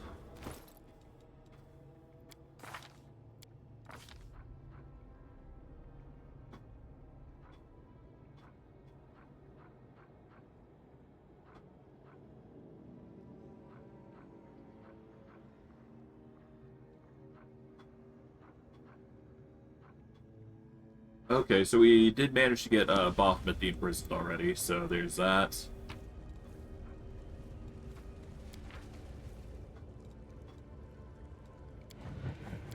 I'll still collect it, because you never know.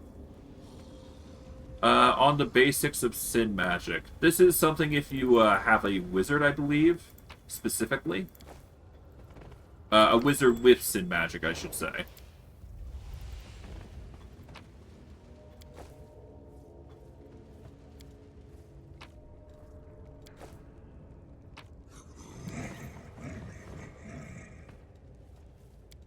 block.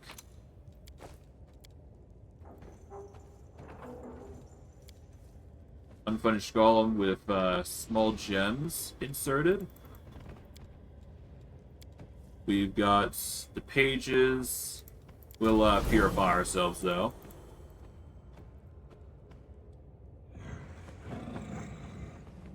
Then, of course, we've got this man here.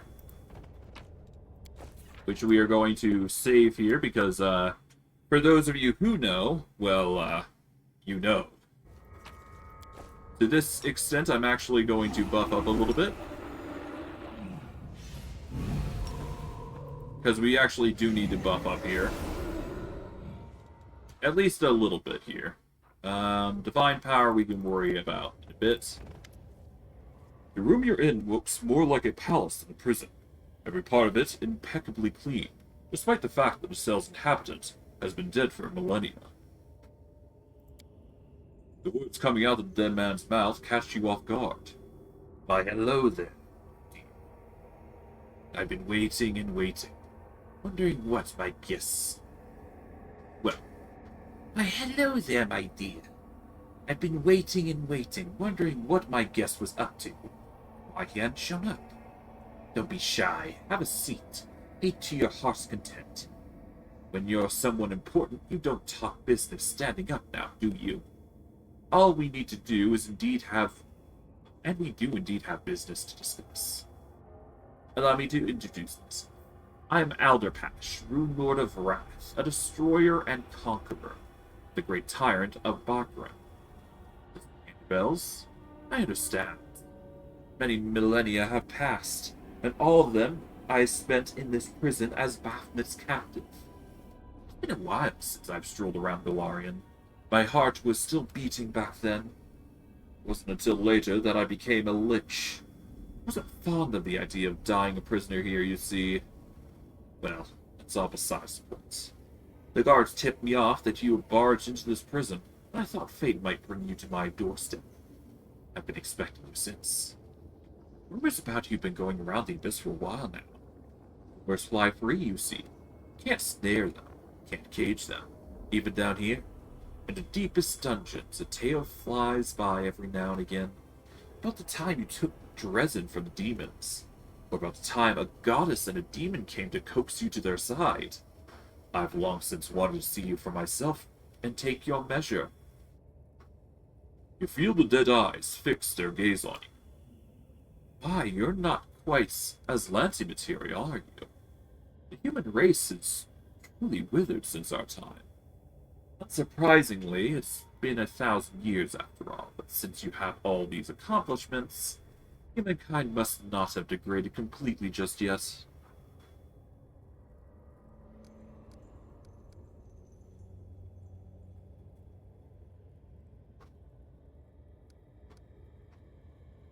Well, why not? There's no reason to be rude. Let's try some of the food. The dishes offered to you are all exquisite. An unexpected sensation for a place such as Baphomet's prison. They're certainly much better than the travel rations. I see. What sort of business do you have with me? Here's the thing. I've grown weary of sitting here, and I can't escape. I've tried so many things. Every trick in the book. Nothing. Baphomet's placed enchantments on me that hold me in this cell and utterly refuse to let me walk out this door. And anti-magic spells have never been my forte. I've always believed incineration to be the best defense against enemy sorcery, and here I am, languishing in here. Would you, my dear, kindly help me escape? I'd make it worth your while. What do you say?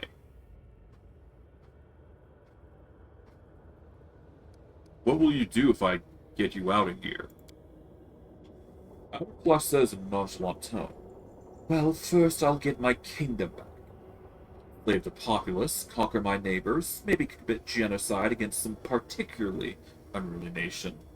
Build myself an army by taking children from their mothers and putting the latter to the sword.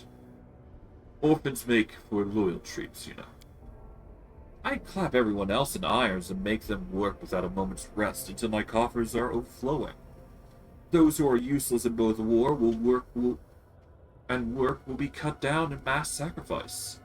Basically, I'll make myself comfortable and lead a quiet existence without bothering anyone.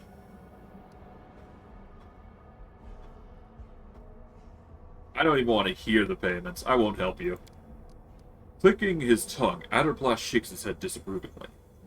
People are so quick to judge. And I was so close to swearing that the misdeeds I'll commit when I'm free will affect you. Think about this some more. No rash decisions. It's time to release you in another matter. In an instant, Adderblast's face plus facade evaporates. His eyebrows furrow menacingly. His gnarled fists clench, and his voice seethes with black pent-up fury. You would raise your hand against me? Adderblast, Rune Lord of Wrath?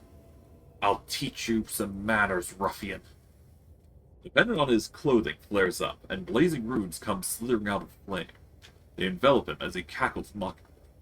Let me just prepare for the fight while you're having fun with my lackeys. Surely you weren't expecting to catch me off guard, my dear. Let's see how you like my surprises.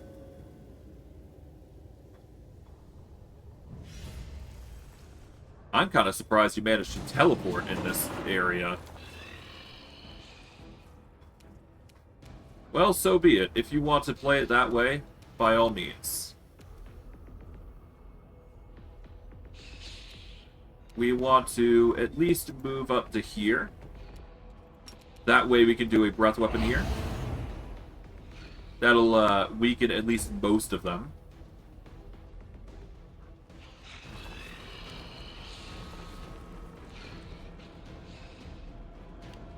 Okay, here comes the majority. They're in for a rough awakening here.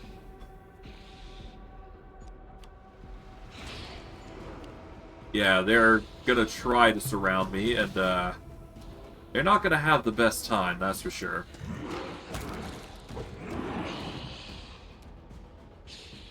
Let's just move into the corner here. This will make it so we have to face more enemies, but that's fine. If we do it right, we should be able to just whittle them all down. Slowly but surely. Yeah, they won't stand a chance against us.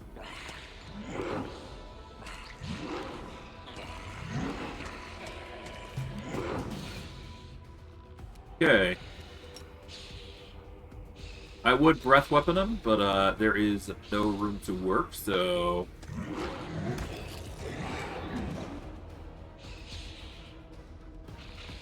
Yeah, I'm gonna have to trust that I'm gonna be able to whittle these guys down just passively here.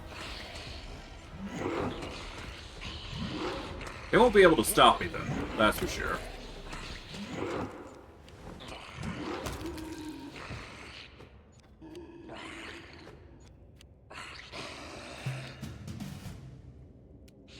Okay, let's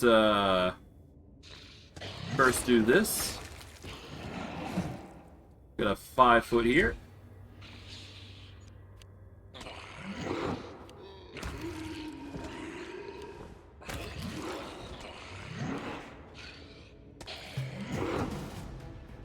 Okay. So 5 foot back here. Weapon them all. There we go. And there goes Adderblast. He's gonna pop into existence. We deal with that guy. We are immune to fire. Horde wilting is definitely going to be a pain. But we should be able to just charge an Adderblast here, and we should be good. He's gonna try his absolute best to try and whittle us down, but to no avail. In fact, just in case, I should probably activate Bronze Dragon Aspect to give us electricity resistance. Just to make it a little easier on us. Yeah, he's trying his absolute best against us, but thankfully we've got a lot of immunities. The Wind of Vengeance is pretty nasty, though, I must admit. But that's just a small bit of damage that we'd suffer.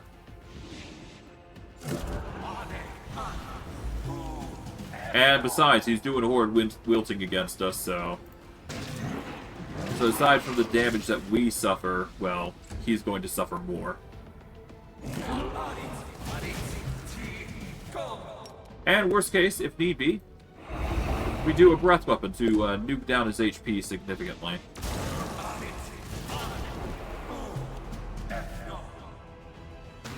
And, well,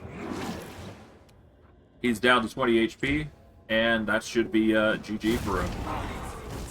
Yeah, he's only ruining his lifespan by doing this, so... Purged. As is only fitting. It appears we are exhausted, though, so that is a bit of a bummer, but that shouldn't be too hard to fix. We get Adderplash's Skull, Quarterstaff, Dried Hand of the Martyr.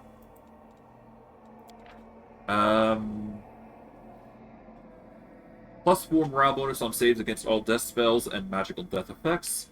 You become immune to energy drain and any negative energy effects, including channeled negative energy. It just... Okay, so it's basically like having a death ward in a trinket form. It's got 1 charge.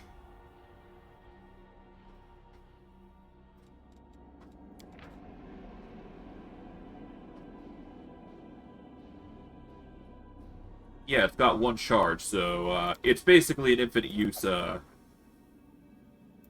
there. Vast Intelligence, Protection, and Wrath of the Undead. This gives you a 60-foot aura, which makes all enemies that pass a will save... Well, they must pass a will save DC 33 or become frightened. If they succeed, the enemy becomes shaken for 5 rounds instead. Enemies can only be affected by this aura once. In addition, the aura grants all undead allies a +4 circumstance to attack rolls against enemies under the effect, and deal 2d6 precision damage on a successful hit against such targets. So basically a whole bunch of boons. To an extent. But the biggest thing, obviously, is the level up. Because, obviously, getting a whole bunch of experience is a nice thing. We're going to quickly level up, then. Okay. I believe I've already specified that Arcane Enforcer is what we want. Well, we want to increase our fighter level. Getting that to max is probably the way to go.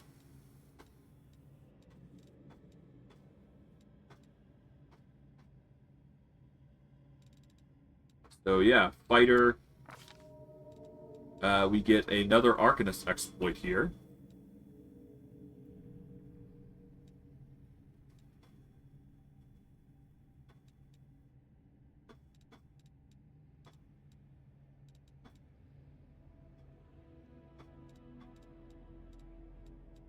What do we go with?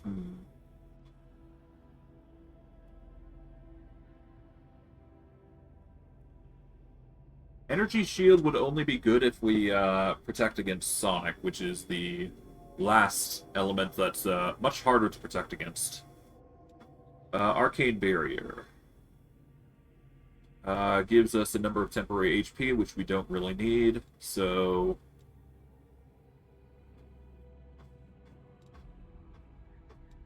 I guess Shadow Veil is the way to go. Spell Resistance is equally good.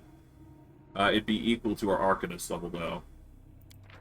And it'd be only a prerequisite to get greater spell resistance anyways, so... I'm gonna go with Shadow Veil. Seems like the more reasonable choice. And let's see, 22, okay, so...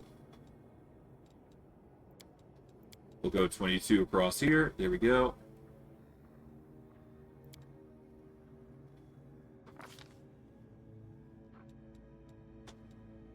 Alrighty. So we get a normal feat, not a fighter feat, specifically.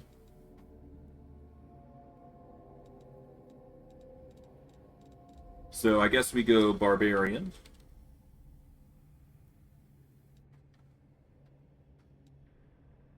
So we go extra rage power. Let's see.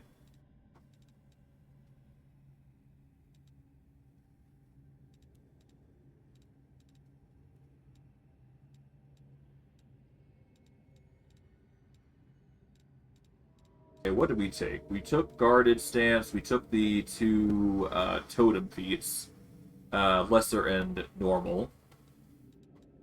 Taking come and get me. A guarded stance.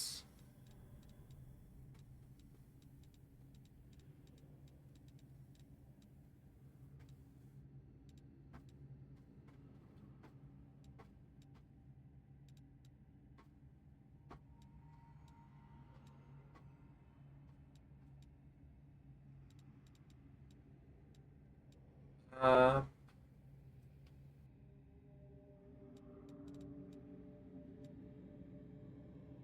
I mean, being immune to shaken and frightened is probably the best one, but sickening nausea is pretty bad as well. I think shaken and frightened is more common, so we go with that. And we immediately go for Baram Mutagen, because that's going to just give us the insane boost, which is 6 natural armor bonus, an 8 to ability score, a 6 to a secondary, and a 4 to a tritary.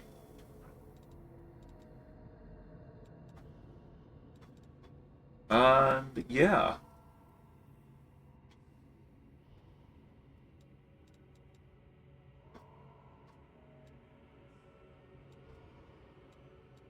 How is our, okay, preserve organs at 50%. Okay.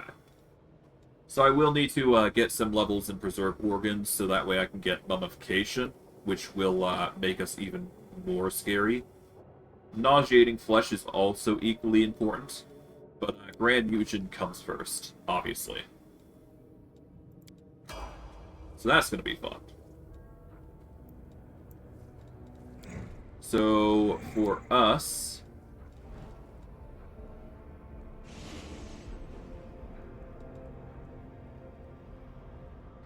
so we want the Grand Mutagen of the Dexterity and Constitution, which is going to increase our statistics even farther. It does appear that we are fatigued and exhausted, which we can cure.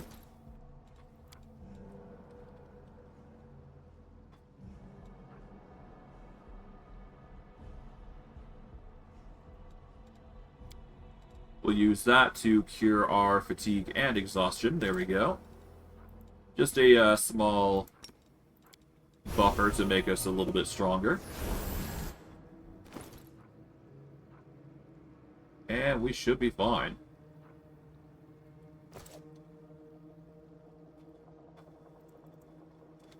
I think we covered that end of the area quite well. We just gotta wait for the boulder.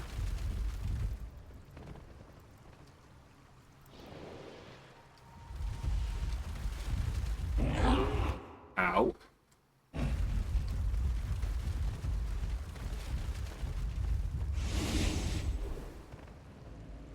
Okay, off we go. And I guess we go this way. Well, no, this is going deeper into the dungeon, I think, so we need to go back. Mainly so we can go into this corridor. We will save and explore further.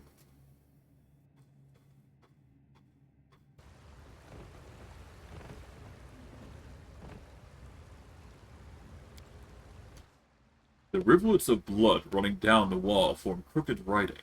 They read, "At first I was empty, then I was filled with 3 things.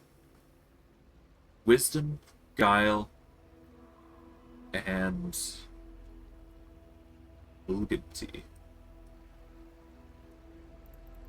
No idea what that means, but okay. There is a use magic device here, though. And that is going to be a... What's the difficulty? We got a 30 versus the 41. So let's quickly get a use magic device.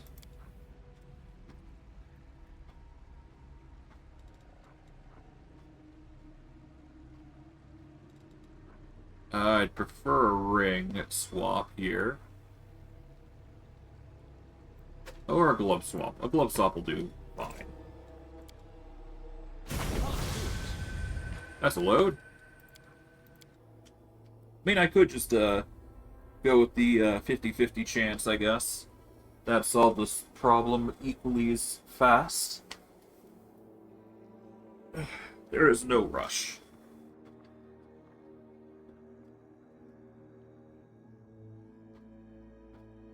Alrighty.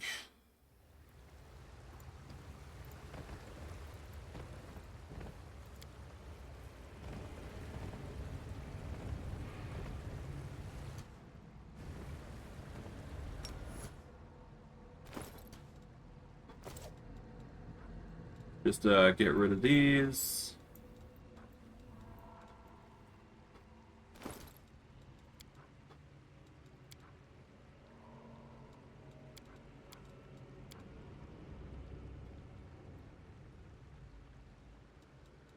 I mean, I guess I could just wield this. It gives a +5 competence to use magic device, so there you go.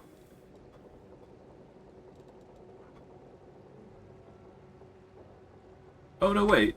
I could just use the Fiery Spellweaver. There we go. It gives a +15 competence bonus on use magic device. What am I doing? We'll save here. But before we do, let's see what other weapons that we got that give a skill check. I believe there's like another one. It's like a club.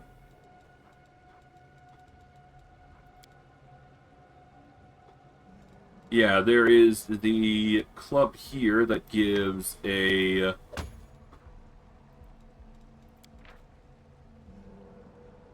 It gives a +12 to lore religion, specifically. So there is weapons out there that actually do other things. So having those on hand is actually a bad thing.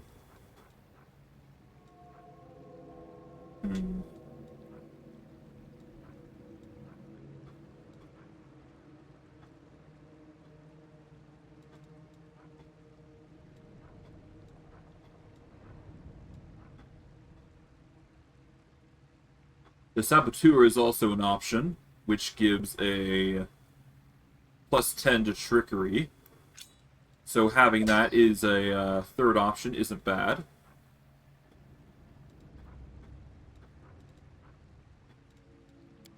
We'll go by type in descending order.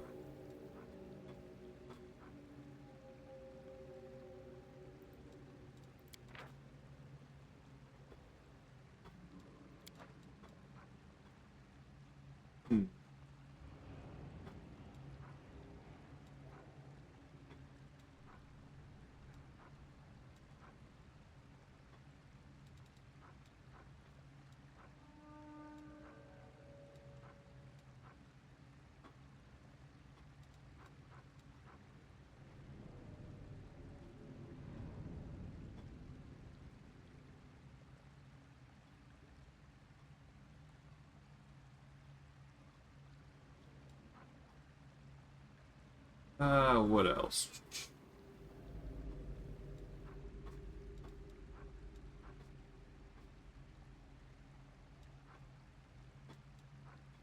I'm just wondering if there's anything that gives bonuses to skill checks, really. That's all I really care about here.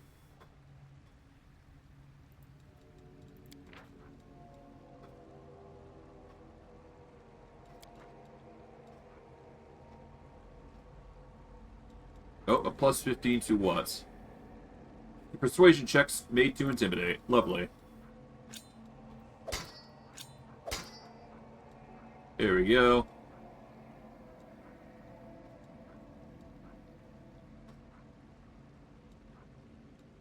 Not that we're gonna find any use for it, but, you know, it's there. I am finished. But, yeah. No, it's these small things that really do, add up. It doesn't really do anything for us, per se, but they're nice. They help. But yeah, no, that's basically all you get. Now, I will quickly do a Google search here before I go any farther. We'll save here.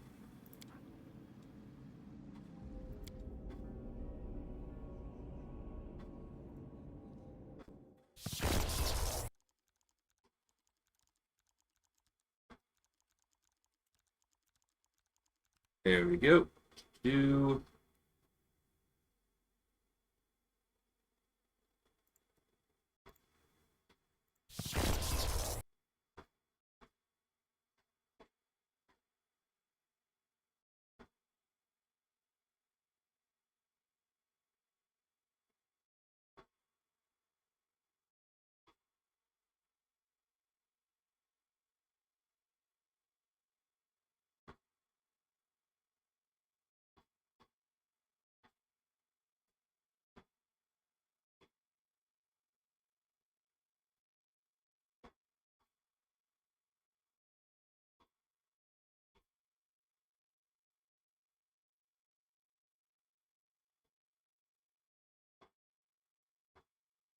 Right. Anyways, okay, so that's not exactly what I was looking for.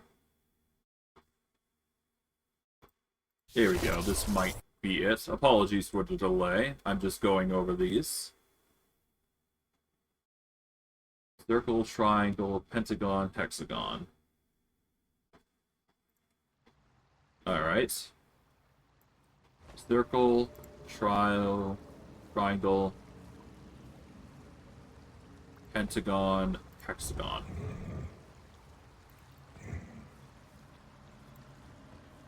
That should reveal a chest to us right here. Good. And then there is one other puzzle.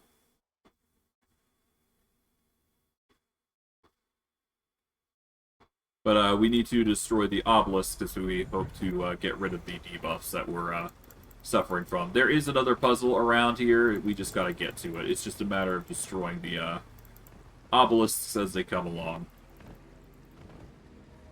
Otherwise, we're going to be constantly dealing with the debuff over and over again, which we don't really want, for obvious reasons. And, of course, we're dealing with the insane drench. Lovely.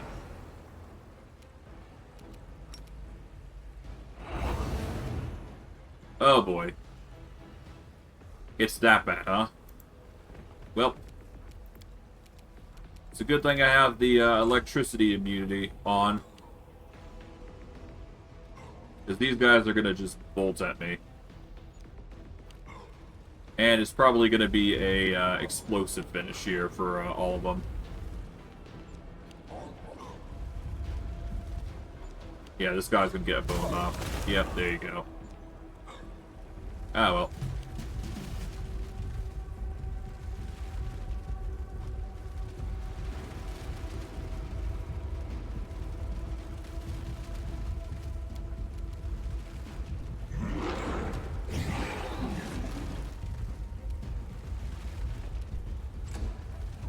Okay, here comes the blow-ups.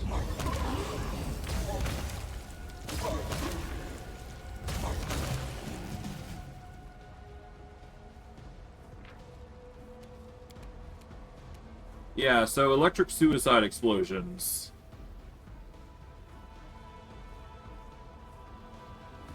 Okay, so they are doing electric suicide explosions specifically. They're not doing dispelling suicide explosions.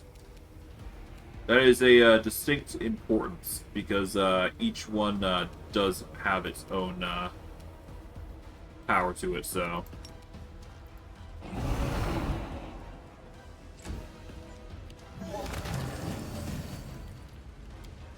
Yeah, so they basically go kamikaze on your butt, if you let them. It's not a pretty sight.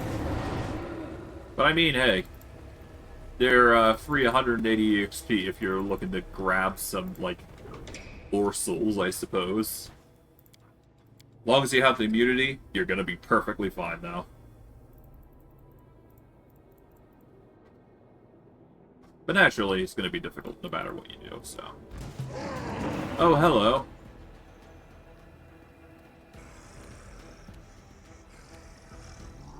Okay, so,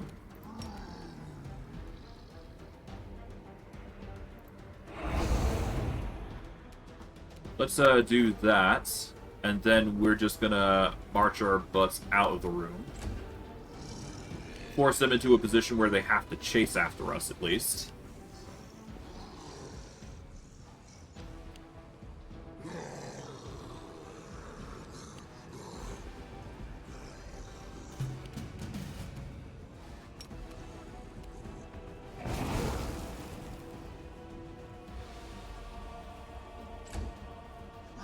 Alright, let them come at me.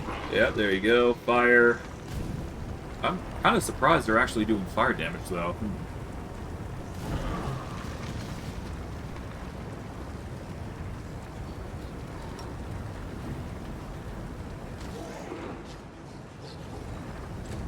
Okay, the bomber is going to be probably nuking our asses now.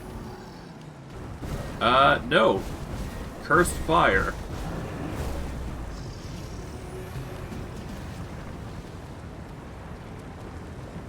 Okay, I was expecting Calamity. I got Chill.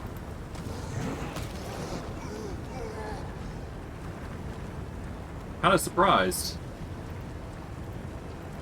I was actually expecting something way worse.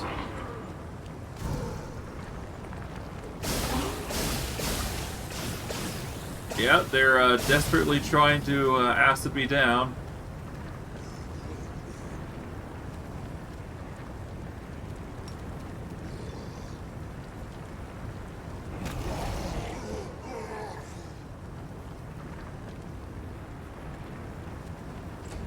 Okay.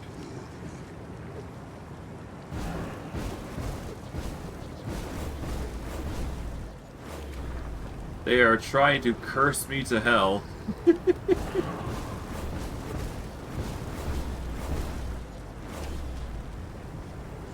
I mean, to be fair, I don't think I have ever gotten cursed before yet, so... It's in the right direction for ways to weaken me, I guess.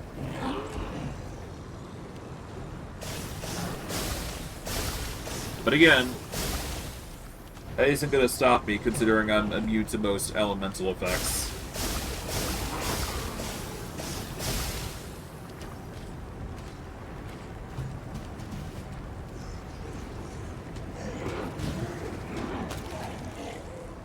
Okay, we're going to 5-foot here.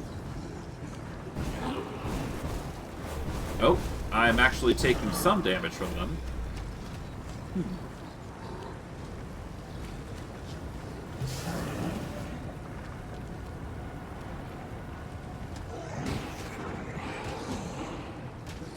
There we go.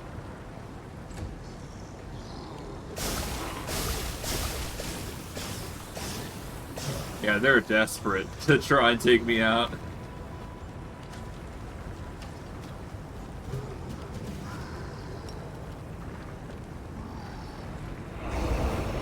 There we go.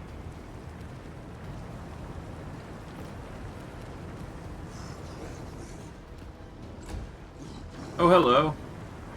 Yeah, I completely forgot there's Minotaurs here as well. Oh well. Not a huge ordeal. Ooh. Not a fan of that crit. Can't be helped though.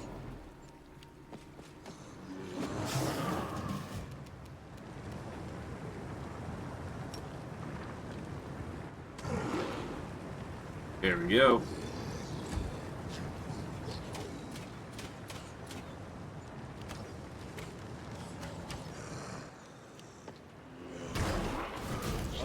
Oh man, they're hitting really well.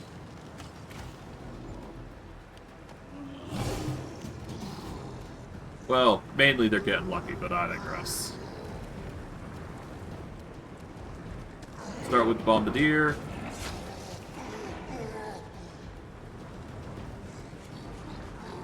I wasn't enraged that whole time. I should probably turn that on.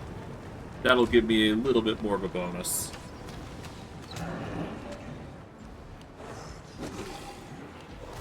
Nice try.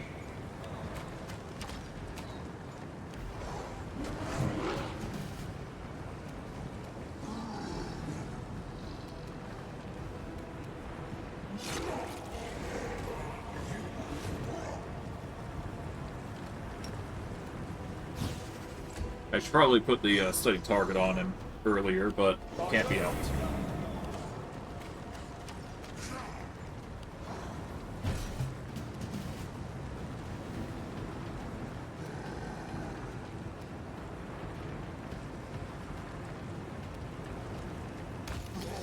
Oh, well that's done. Okay, then we deal with you, and then we've got these two. Okay.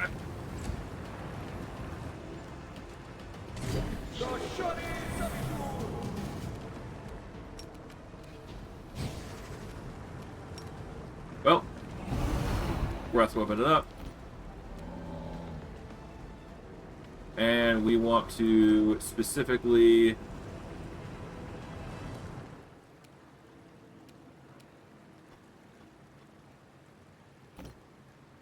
move over here. There we go.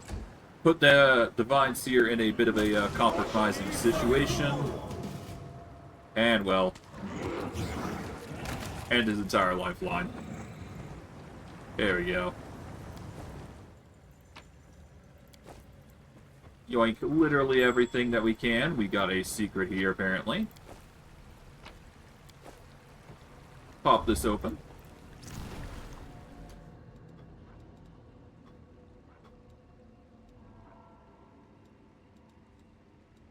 We've been hit with the Obelisk of Crushing Despair.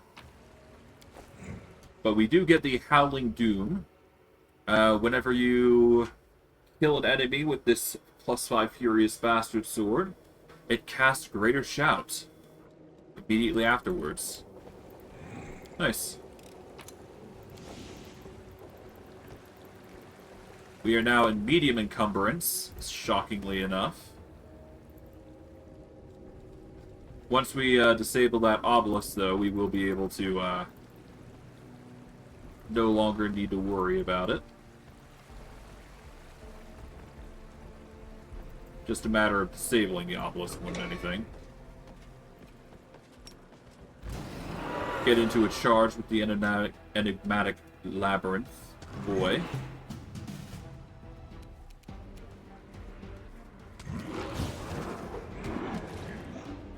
Hey.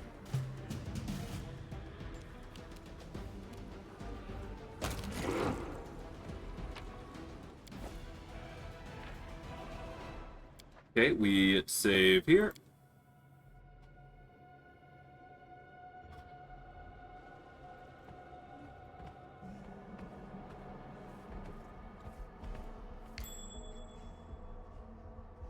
Okay, we can awaken the magic circle with a Arcana check, but before we do, we should probably disable the trap here.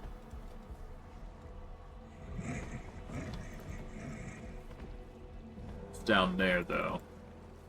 So we need to make a Knowledge Arcana. I do believe we have enough for a DC 30. Technically we do, but we need to use Greater Heroism here. This'll counteract the negatives from the obelisk. There we go. We succeed, thus bringing this down.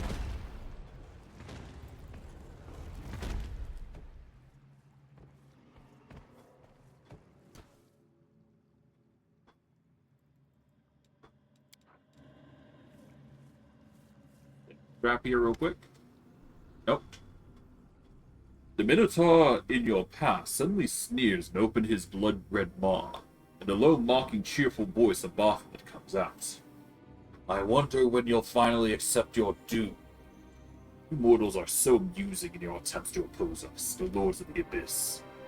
You fight, risk your necks, make sacrifices, yet we still push you back without the slightest inconvenience. Do you think anyone will remember your sacrifice? A decade from now, All will forget your name, and the names of those who came before you.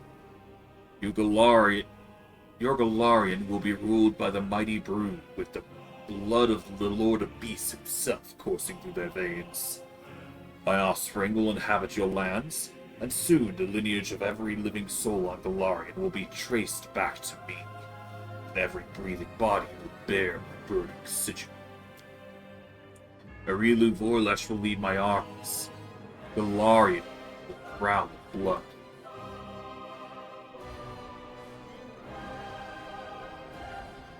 You have entrusted your armies to Arilu Vorlesh.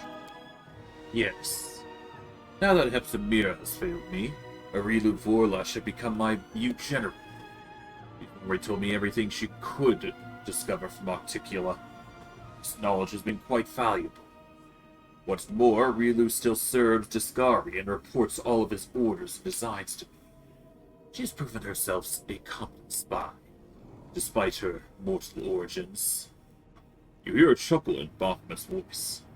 I have exalted Arilu and made her my first individual. But do not be so quick to underestimate. I know full well that she will betray me whenever the opportunity presents itself. I betray her first. I've already defeated Hepzibah, your mightiest daughter. I'll handle the rest of them. You speak of Hepzibah as if you're hoping your words will wound her. You've killed one of my descendants, and her specter now wanders these haunts. Am I supposed to care? I could spawn hundreds, thousands more. Among them, there will be those whom my blood is stronger, and they will surpass Hepzibah. Believe me, I possess none of my father's sentimentality, for I'm not the father to them, but their creator and their god. I've also met another one of your daughters, Urzala. Urzala bet everything and lost. She invoked my name when she was on the brink of defeat, but I did not answer. Why would I? Not in the habit of playing favorites among my offspring. They must earn their place by tearing their competition to shreds. The weak must be weeded out to keep the blood strong. Urzala was stronger in the fight, but Hepzibah was more cunning and vicious. Why she prevailed. Why should I nourish the shoots of the weaker branch when I can give all my attention to the one that's stronger?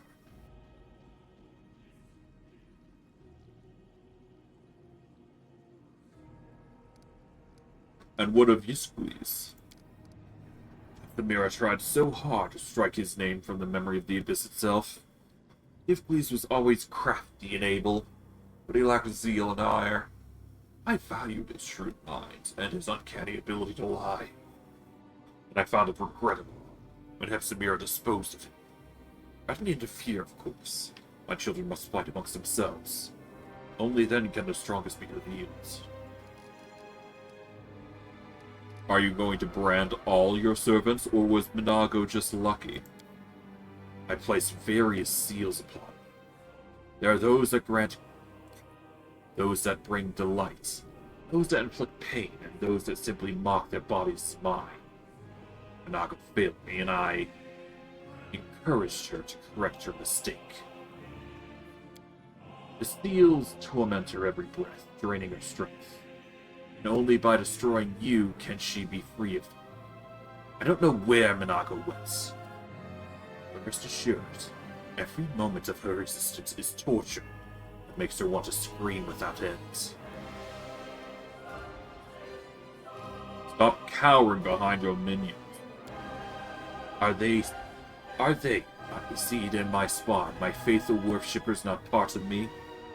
They even consider themselves separate from their master. You cling to the notion of the individuality without realizing that your own self does not exist. You are but an instrument that has been grasped by several hands at once, and your destiny, your actions, and even your thoughts are theirs to control. You don't understand. No matter, you will. As you wander the darkness of my labyrinth for eternity, you'll give up the illusion of selfhood. How do you know when you are then? Like you, I'll stop being a prisoner, become a monster. Baphomet lapses in silence and studies you. Don't even realize how like we are. Know that, just as I was once, you've been betrayed by your own patroness. Time for you to die. The Minotaur's body begins to swell and alter. Baphomet is pouring a generous dose of his power into it. You seek to battle me. I'll sacrifice the body of one knight faithful to show you a fraction of my true might.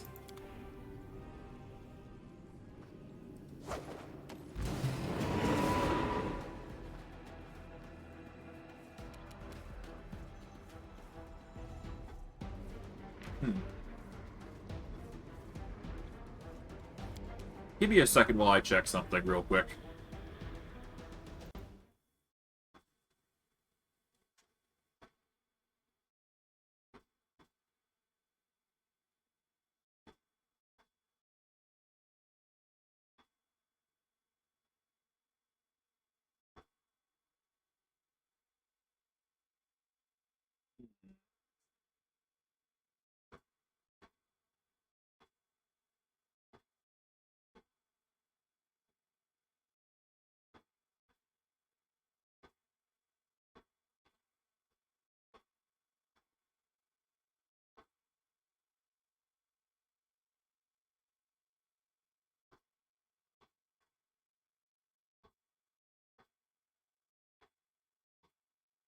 I'm just looking to see if there's anything else here. I don't think there is, so let's just keep going as is.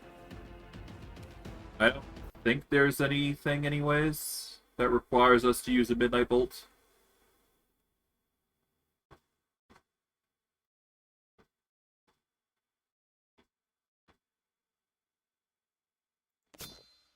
Yeah, unless I see an actual, like, god, I don't think I need to do any Midnight Bolt shenanigans. So I guess until then, do that. Wow. He only took 87 damage. That's probably because he has improved reflex or improved evasion. Either which way, it's no big deal. He will try his utmost to take us out.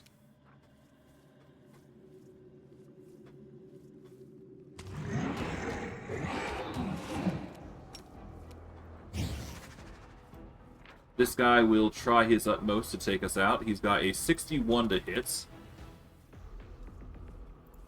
By God, is that a ridiculous amount? Oh.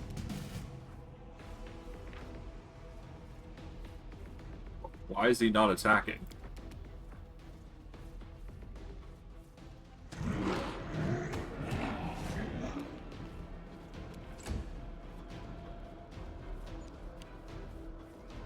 Okay, I guess Baphomet's Chosen has decided not to support his lord, and thus has become a weakling in the face of a greater being. Well, at least I'm doing damage, so that's good.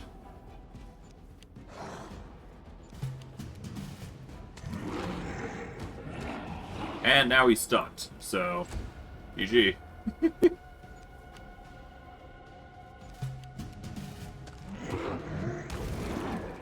Well, that's something.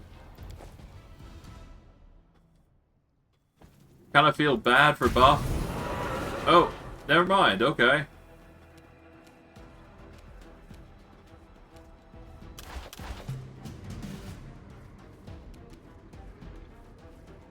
Okay, let's move over here, I guess. What are you gonna do?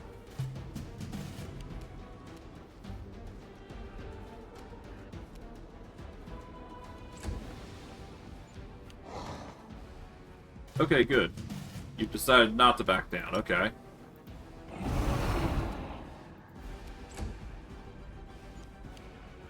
But you've chosen not to attack still, despite that. Well, that's on you, Baphomet's Chosen. I guess this is just your fate.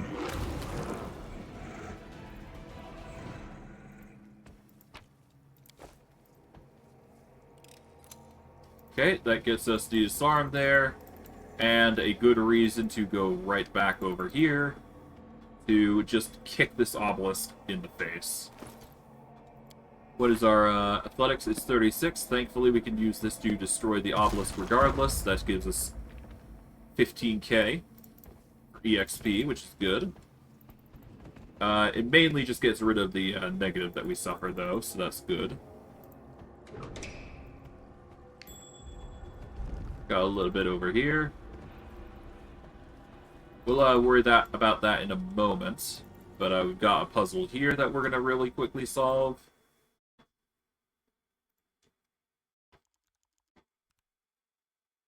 Here we go. And for this one, it is...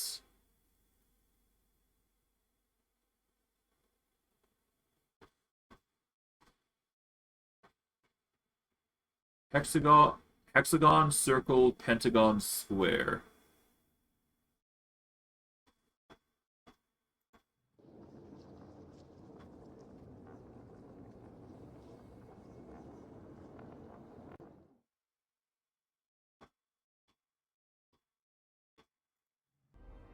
So I guess this would be... So hexagon, circle, pentagon, square.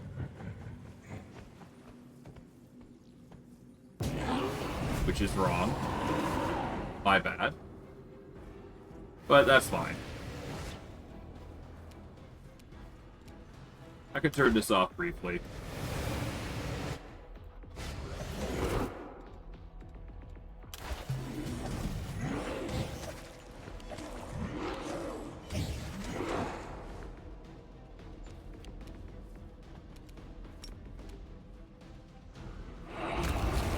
Here we go.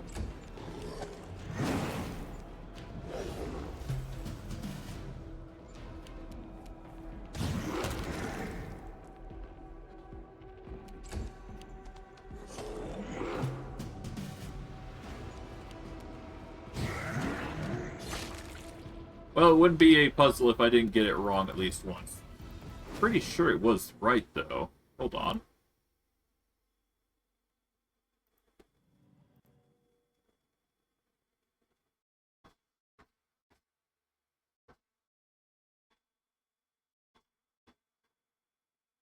Oh, I see. So there is a different puzzle that's also connected to this.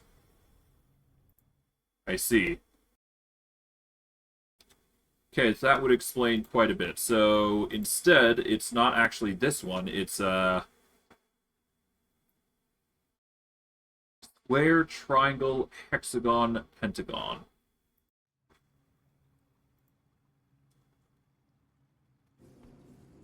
Square, triangle, hexagon, pentagon. Oh dear.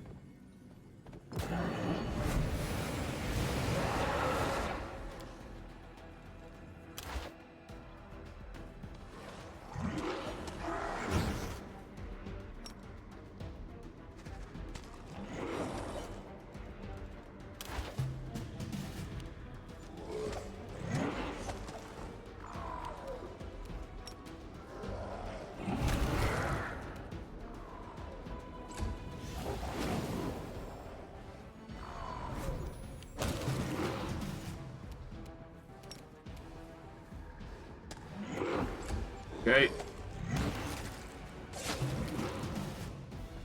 That's weird, because it should be working. Hold on.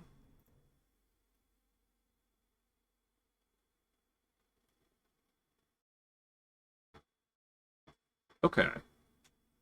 So square, triangle... Oh, I'm doing it wrong with the hexagon and pentagon thing.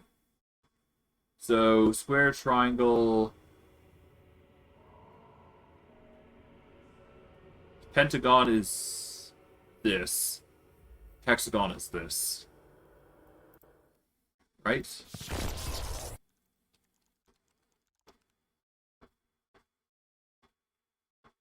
Yeah, hexagon is six squares.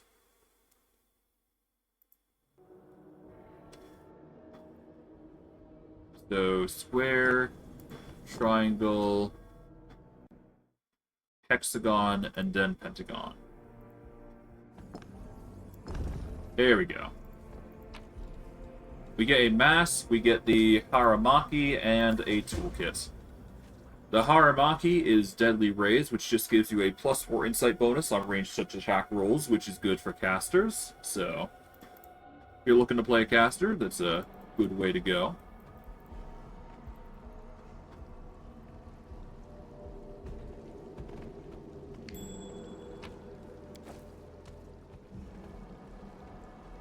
Before we go any farther, though, I do want to check this little secret out. Okay, a Lilitu.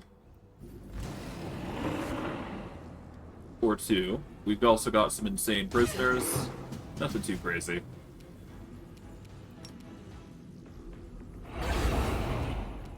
Hey.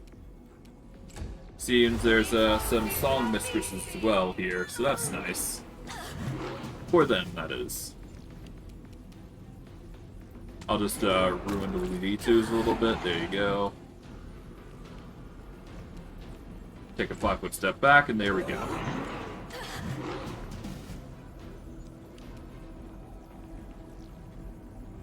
Alright, from here, I guess we deal with the Lilitu here.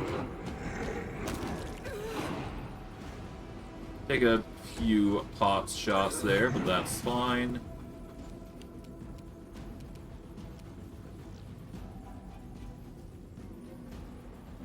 What's their immunities? They've got poison, electricity, but not fire. So I guess I could just spam... Well, nah.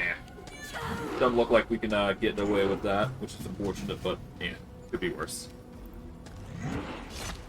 There we go. A magical bear protects this cage, despite the fact that it's clearly empty for a while. A 39 DC on a Knowledge Arcana. If we polymorph here,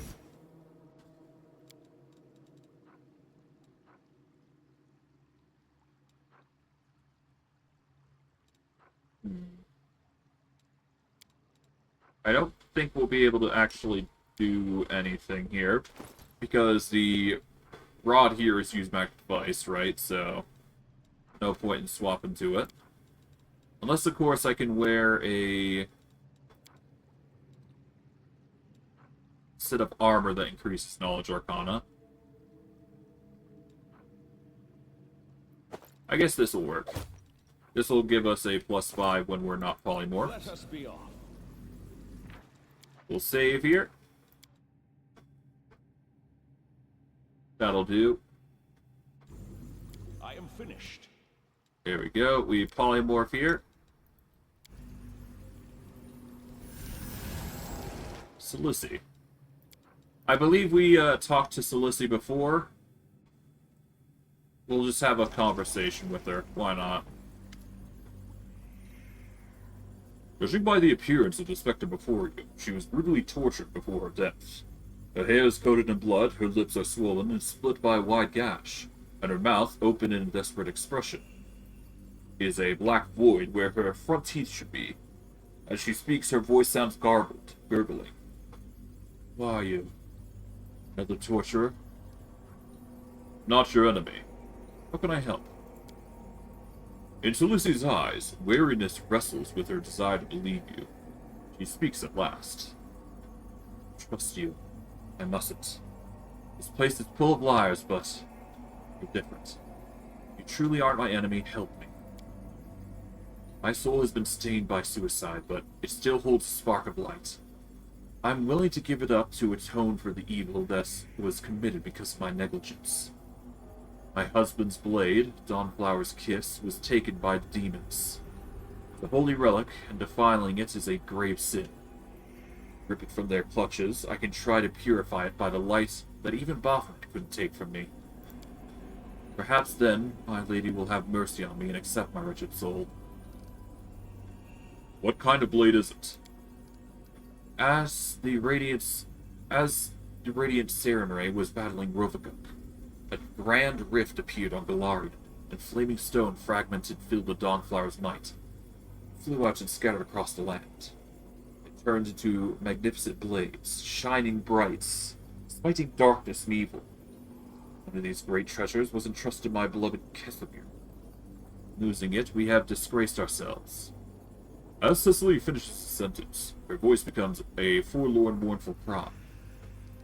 Where should I look for it? A mare left by the name of Avonatius, the warden of this prison, took it with her. Fortunately, I don't know if she still has the blade, or if someone else is wielding it now. I sense only one thing. My sword did not leave the interludable prison. I'll find the blade. I'll be praying for your success. Perhaps my Lady Serenary will listen to the pleas of a wicked sinner such as I.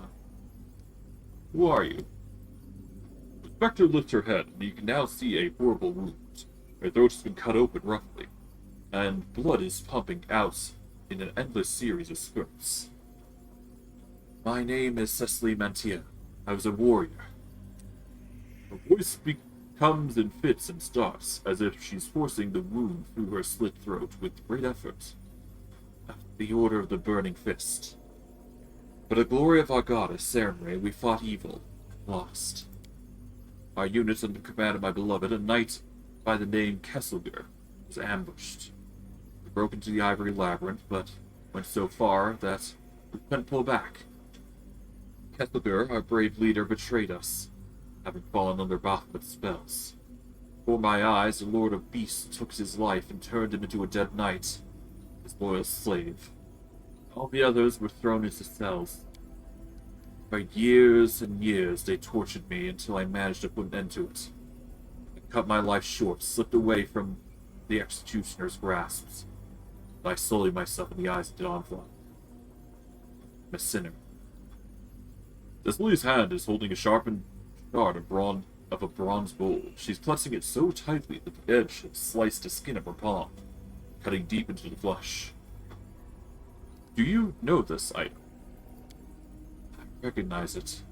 My staff that carried the warm light of the goddess.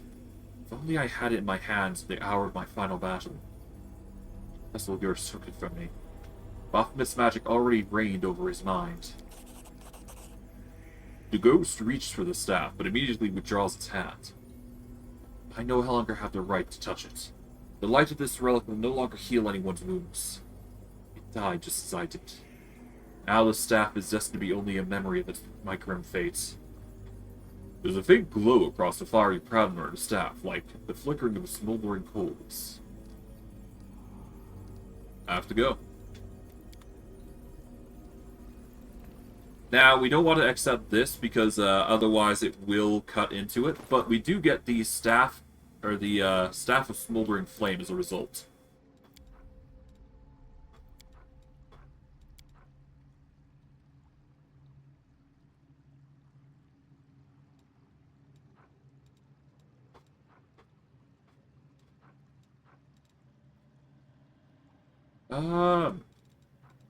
Hold on.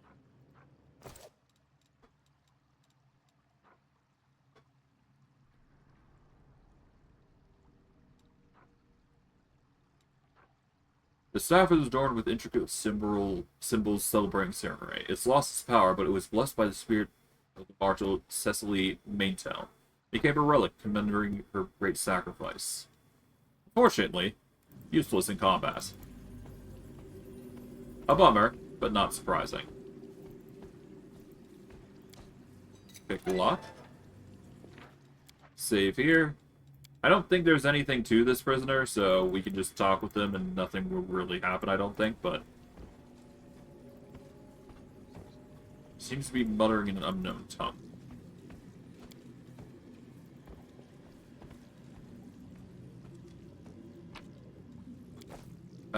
Knowledge Arcana. Oh god, that's a DC 43.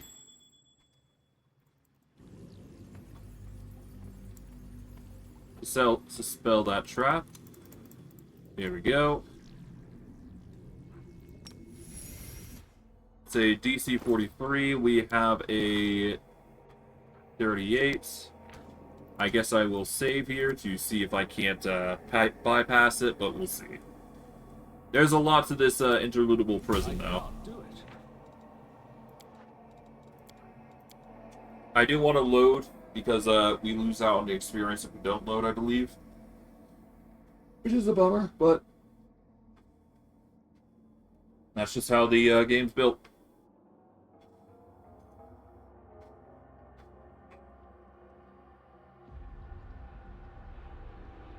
Alrighty.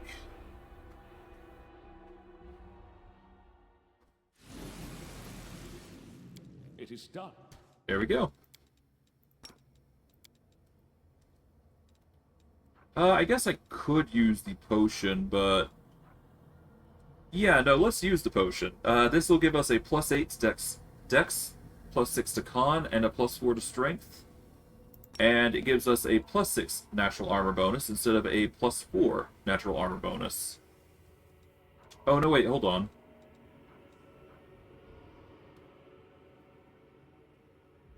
Oh, we're getting a +8 to Dex, a +6 to Strength, and a +4 to Con right now. So we want to swap that so that way we get the Con first, and then the Dex. Or the Strength, rather. This just helps organize our statistics properly. Pick the lock.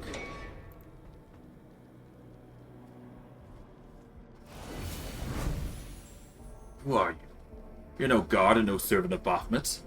I can't see you, but I can smell this is so. And I can smell that you're strong. Very strong.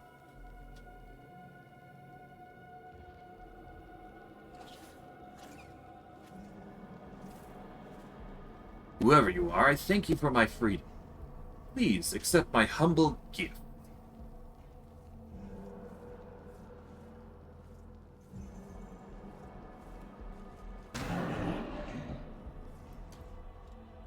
Ow. An Ashen Curse. Not only does it weaken the bearer, it allows the caster to sense the cursed victim from any distance.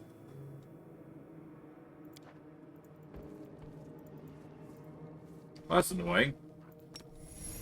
Rude.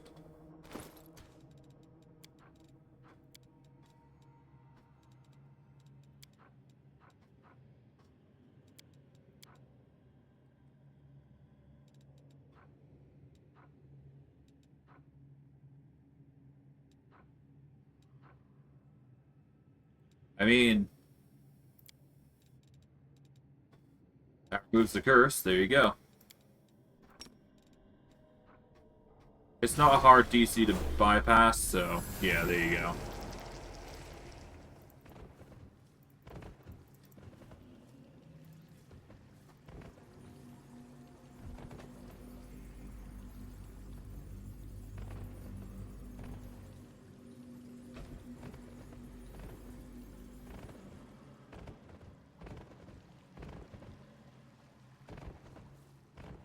Okay, let's see if I can't find that, dude.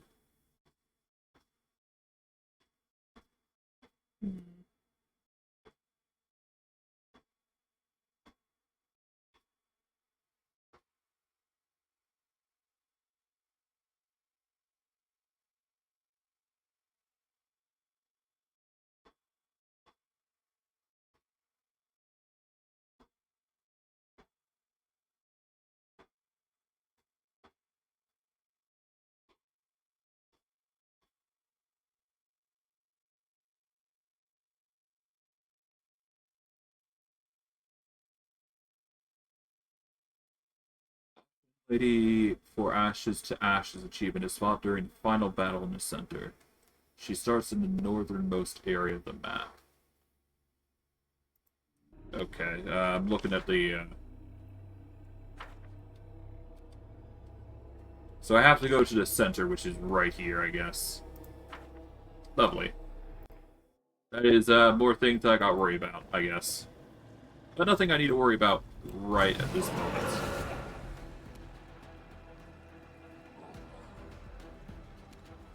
Well, I suspect that I'm going to get debuffed to hell. So that's going to be fun. Here they all come.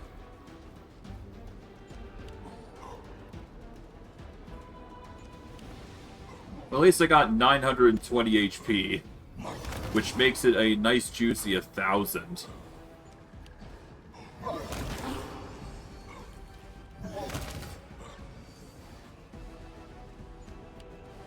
And most of that's temp HP, no less, so that's ridiculously good.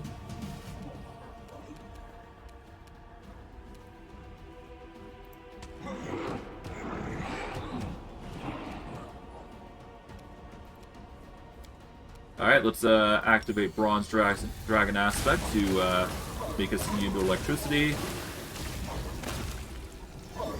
Or at least as immune as we're gonna get.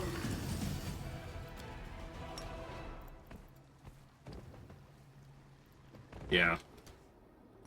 They're mainly just a kamikaze group, so we can't really help it. Will be us.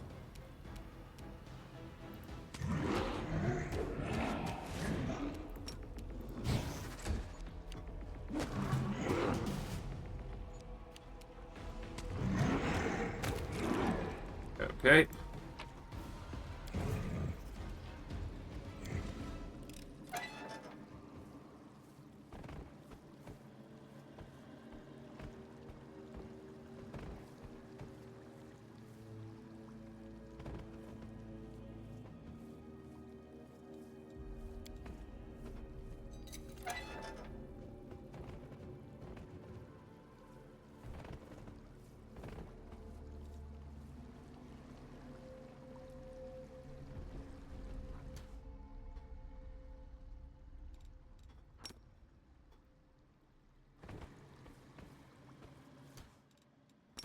Okay, well,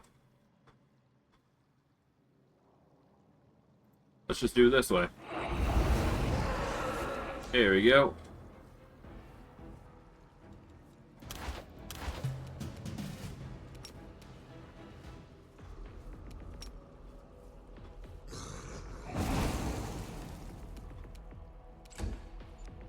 Alright, let him come at me. Here comes the Evoker. Oh, does waves. We're stunned for a few seconds, that's fine. Gonna have to get a way to be immune to stuns, but won't be us, huh? Ooh, not a fan of that, not a fan of that.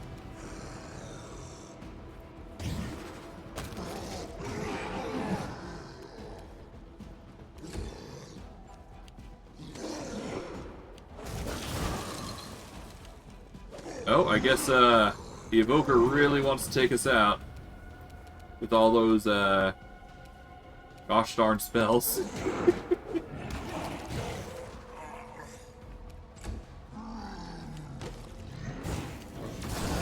And we've been knocked prone.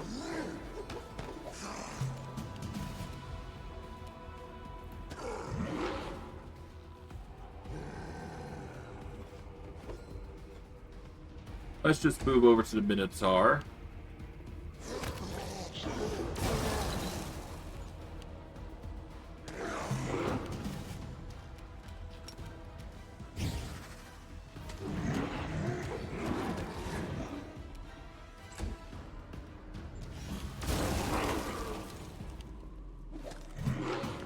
Nice try. And take out the Minotaur first, and there we go. We will save here. And let's see, how is our experience looking? We're getting closer and closer to level 30, which is nice. Long live our Shading Shadow. And off they go to cause a ruckus somewhere, I'm sure.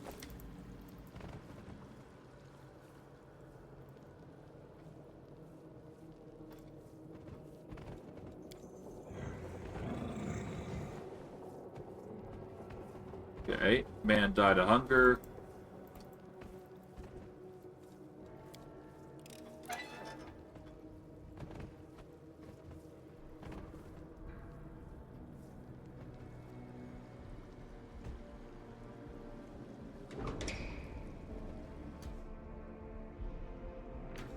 Hello, Vormak. How are you?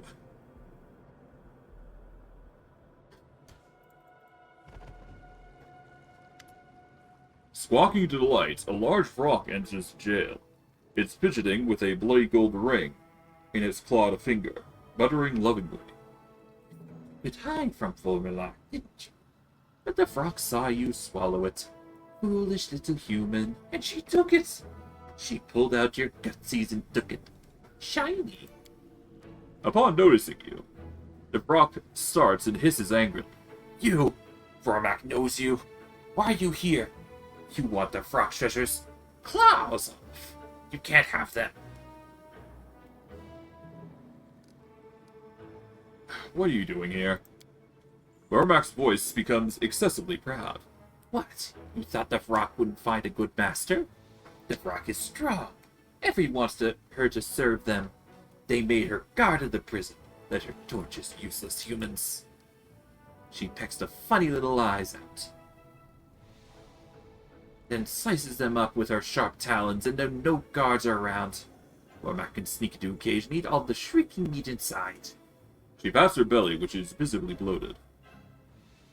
Who are you? I don't remember you. She clucks in outrage. You don't remember? You came to the Molten Scar and ruined the important task that Xanthia the Plague One gave to the rock. You took the humans Vormak was making into demons, and then you killed Xanthia the Plague One. And now the frog will never get mythical power. And you, nasty mortal, don't even remember. And now you're trying to steal frog shinies. I don't have time for you. Running away, are you? You can't run from the rock. I see you have many shinies. Vormak will have them all. Vormak comes at you with a belligerent squawk. Well, so be it. If what you seek is violence, cease. We get a Ring of Protection, Amulet Mighty Fists, and a whole bunch of stuff, including the Scimitar, which is the Dawnflower's Kiss. It is a normal +5 Scimitar, but if given up to a certain lady, then you can purify it to a degree. Of course, you could theoretically just get it corrupted as well. But we already did that last time, so no need to do that again. Is this the sword you were talking about? Cicely extends her trembling hand towards the blade. Vile monsters, the once blessed blade. They turned it into. Will you let me be the spark that will drive away the evil that has tainted it?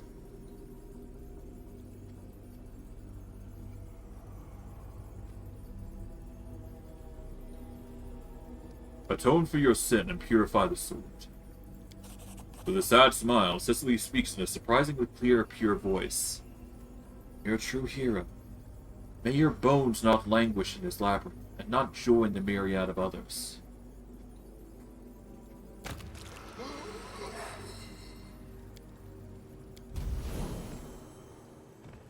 And for our troubles, we get the holy version of Dawnflower's Kiss.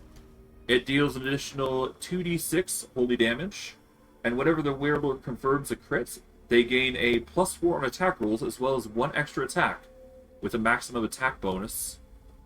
With a maximum attack bonus for 1 round. So that can get really ridiculous really fast, I would wager. Not by an insane amount, but still. It's a sum worth mentioning. Just a small sum worth mentioning, that is. Let's go down here. Let's see what else there is. There is a Clavicus and a Gronabasus. Let's pick the lock.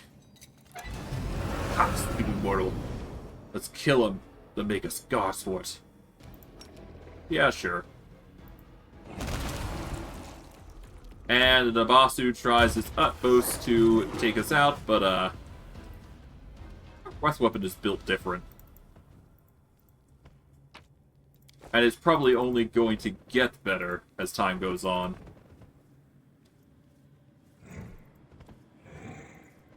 Alright.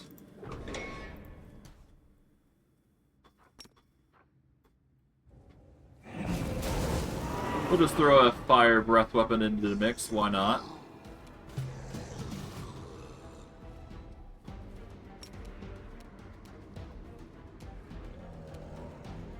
There we go. Just throw in a intimidate while we're at it, why not? Okay, they're really trying. Oh, they managed to stun me at least. Although, not enough to actually stun me. We're just gonna do a breath weapon this way. Gonna 5-foot here. They're gonna desperately try and heal. I respect the effort. But yeah, no, that's not gonna work in their favor.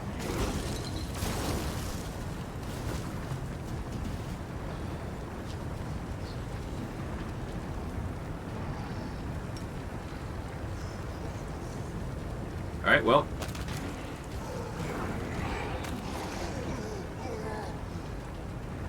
5-foot out of the fire. Which they ended up killing themselves in.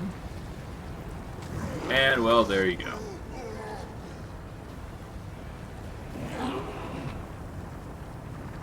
Get a few items here.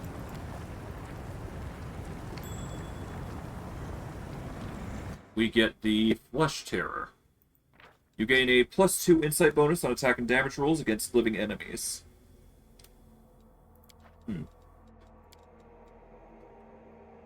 Which is most of the game, except for golems and whatnot. And now we're left with this puzzle, which is not too hard to cover, I do believe. Let's see. Yeah, this one requires a square...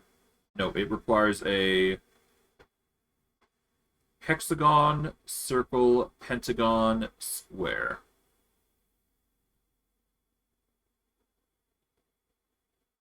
So 6, 0, 5, 4. 6, 0, 5, 4. There we go.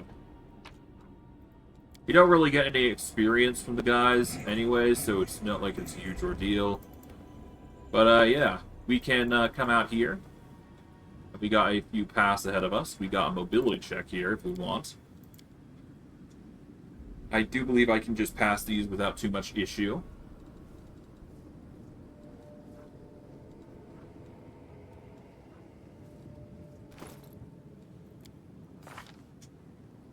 Let's see.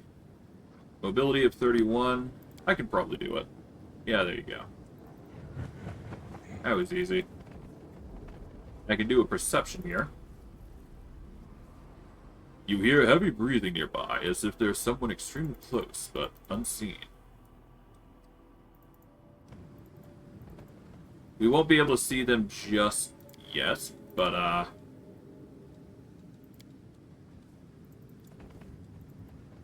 I guess I can use see invisibility here.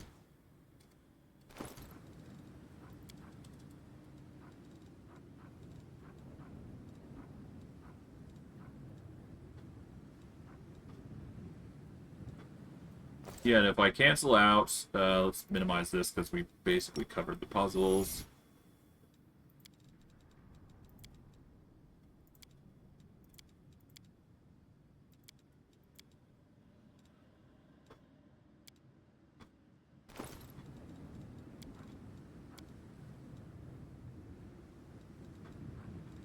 Let's just use a see invisibility scroll. No need to complicate Let us things. be off. Okay, yeah, no, we won't be able to actually see them just yet. Not yet, anyways. There we go.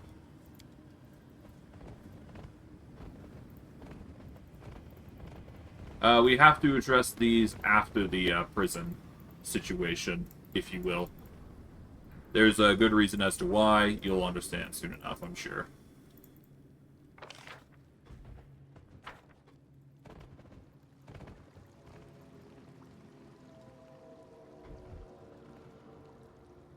Yeah, I went through here, dealt with these guys. And from here, I guess we go deeper into the prison.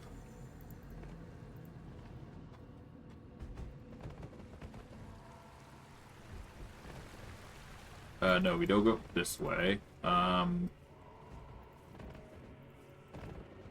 we go deeper down here, and then we go through here, specifically.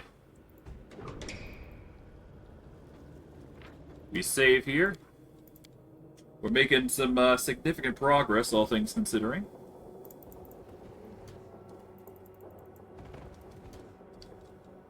I will start us off with a breath weapon against everybody here.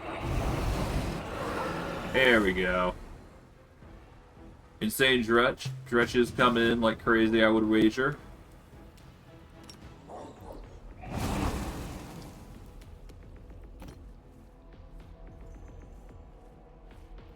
Off we go.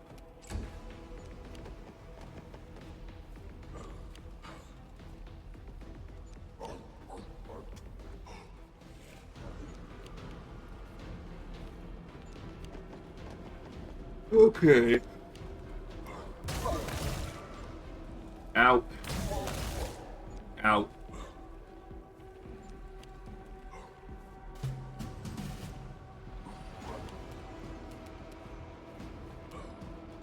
Well, if I don't kill him here, then so be it. I'll do my utmost to take out as much of them as I can. Ow. It's a lot of thunder.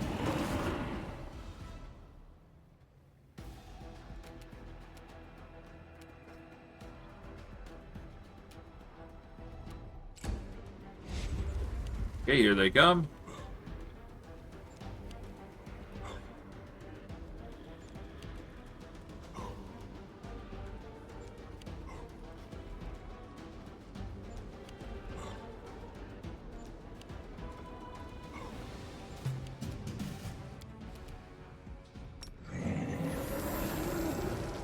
I might as well be bronze here, because they do have electricity here.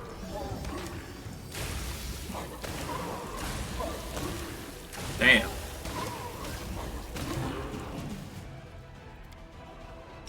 Well, that hurts. At least I got fast healing to cover for my, for the pain, so it's not all bad.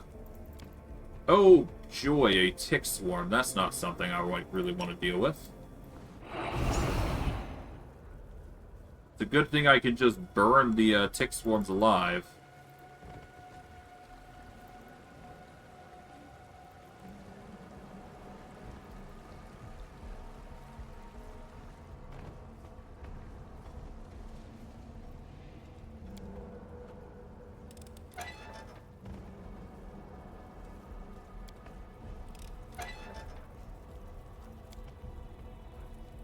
Corpse looks exploded from the inside. Okay. Grab those. Dismantle this. Grab those. Oh, nice, a sea mantle scroll. That's going to be powerful. Anything in here? No. But there is something secret in the insane prisoners area. Grab all those. We'll wait on the cell swords real quick. Here we go. Pop these open. Ha. Stupid mortal, let's kill him. Okay, suit yourself. Holy fire.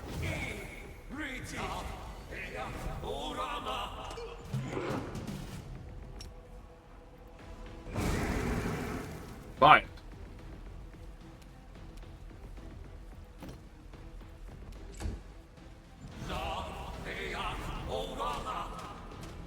They really are trying, huh?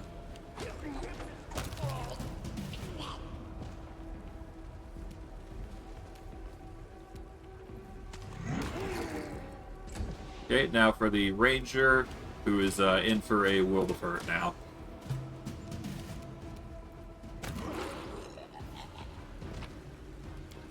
Sorry, Cell Swords, you just should have been good.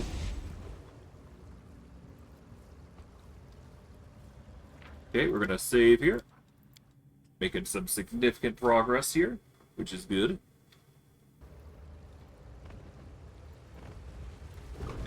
Pop this door open.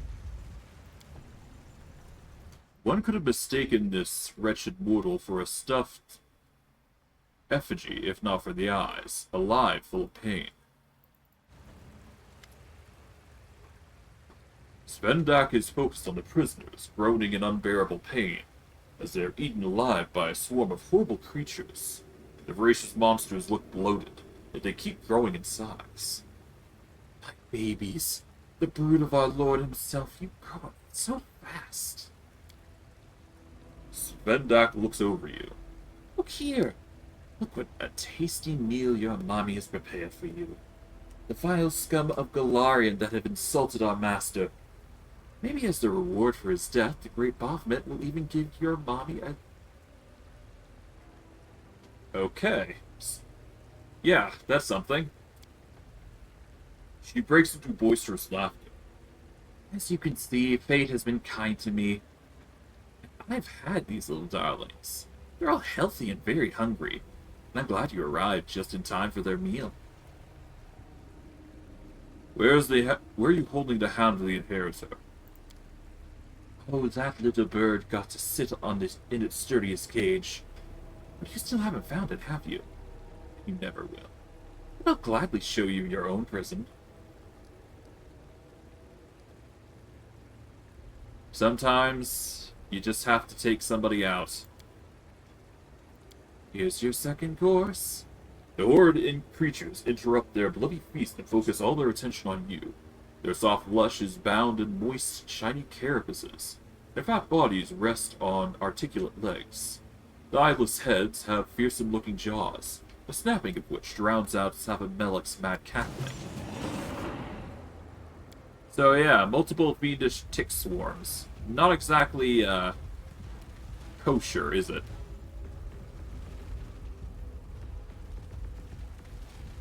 So for this, they do have a rather nasty movement speed buff. So we will need to...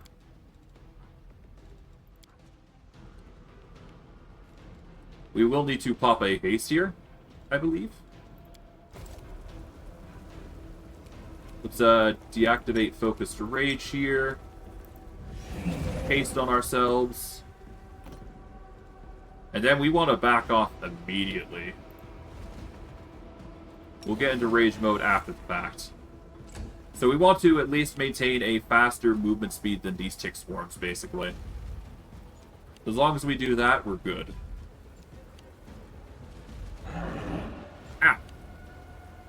Not a fan of the con damage, but we can't really do much about it.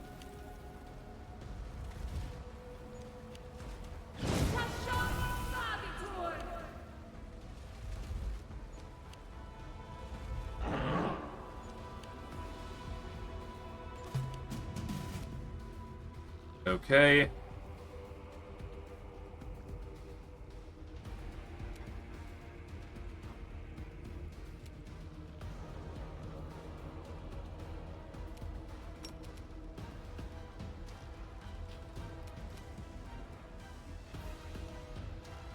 Will I be able to target everybody here? I guess so. Or at least I'm going to wager that I will be able to. And yeah, that's all of the tick swarms basically dealt with.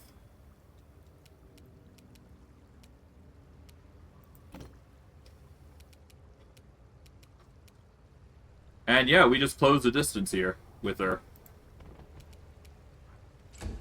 What are you gonna do? Oh, another tick swarm, lovely.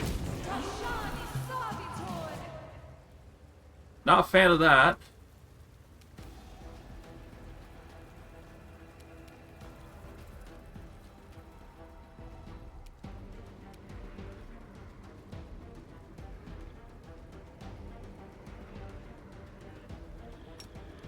Let's do a breath weapon first.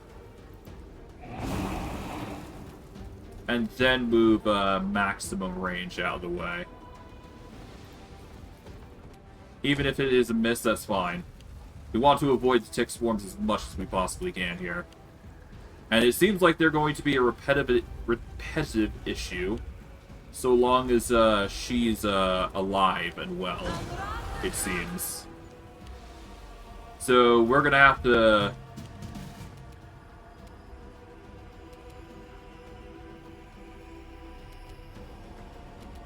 Okay, what we're going to do is we are going to... Let's see. What are they weak against? They don't have any weakness in particular, but I can do something better here. So, let's see.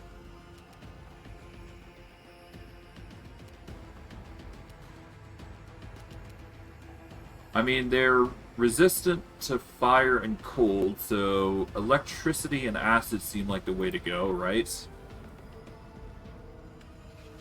Even then, that's not enough to kill them, so we just want to do electricity here. This will just make it so it's easier to utilize stuff here. We're not going to use Demoralize Persuasion here, but we will use the Breath Weapon here.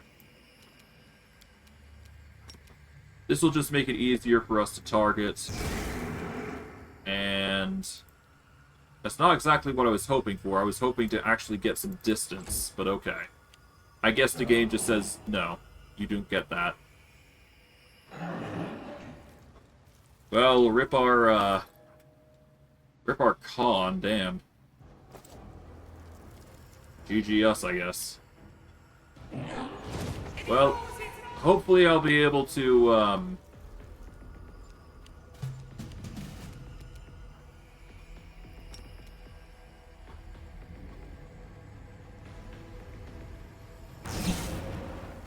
Okay, a breath weapon. And now we back off like crazy. There we go. Honestly, I should deal with Sebendak as soon as possible, really. Hopefully my breath weapons will be able to carry me through this, though. Oh, we'll see. We'll see. She's gonna be chasing after me no matter what, so that's good. I mean, she's made the whole process easier by doing this, so there you go. There we go. We're gonna close the distance, and we should full attack her at this point.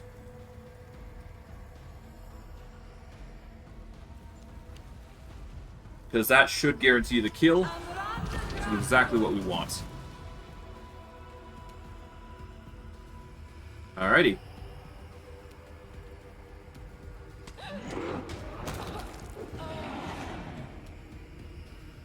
Okay, and that just leaves her swarms, if it were. As it were. We'll suffer from one of the swarms, that's fine. But, yeah.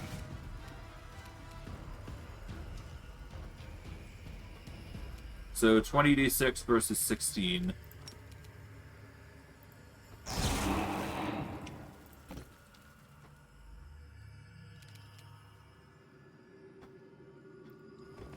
Okay, off we go.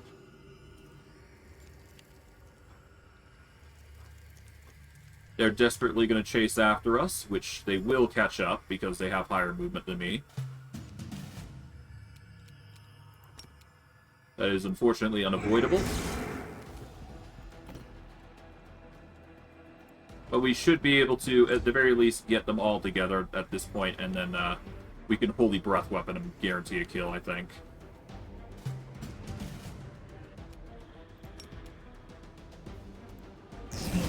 If not, well, we can certainly do this.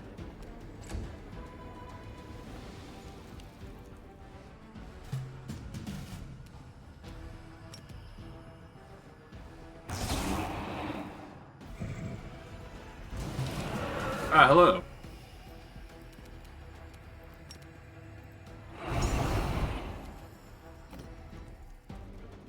Off we go. You're going to chase after, and we should be able to get the lightning off.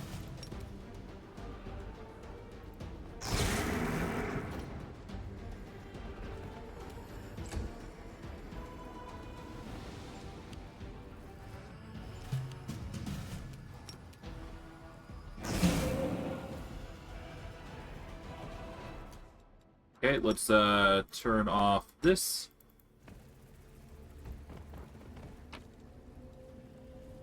We get the Warden Key, the Glaive, bunch of other stuff. Warden Circlets. Advanced to Mental Perfection +4 grants the ability to summon 2 Labyrinth Demodam Destroyers to fight you, or fight on your side for 2 minutes. And we suffered quite a bit, I do believe. 15 ability damage. So minus 12 of that, and we should be fine.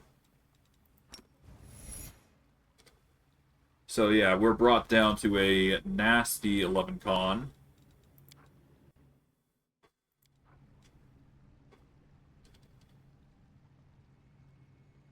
And let's see, we've only suffered ability damage, which is good. So a simple restoration should be enough. We don't need to use a greater restoration. Normal restoration should cover it all. And considering we have the money to splurge on such things... Considering we have the money to splurge on such things, it's fine. Okay, let's back up here.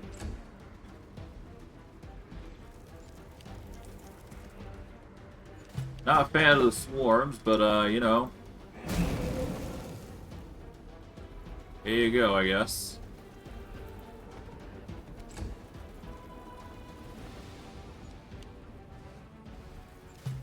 Okay.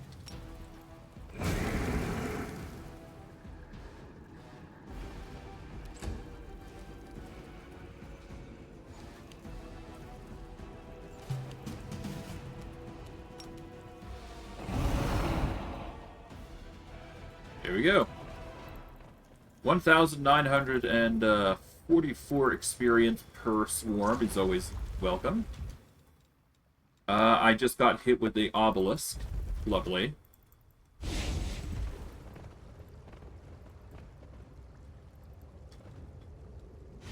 We can awaken the magic circle here if we so wish, but we're not going to just yet.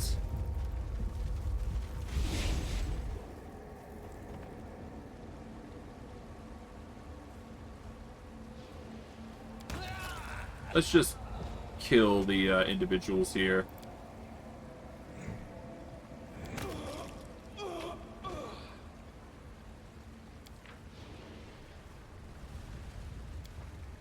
Okay, we'll take those.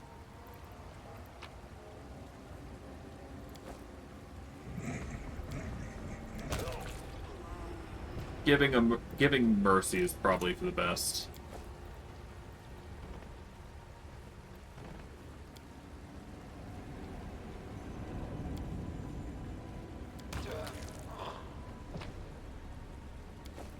Alright, we get an Indomitable Punisher.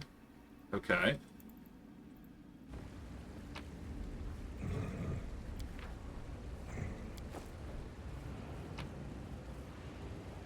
And the Diary of Alzmer of Cheliax.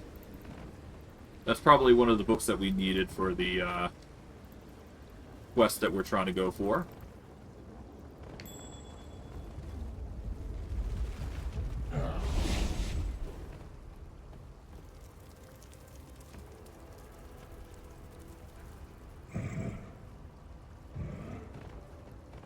Alrighty. And now, time for the magical circle issue. Save here.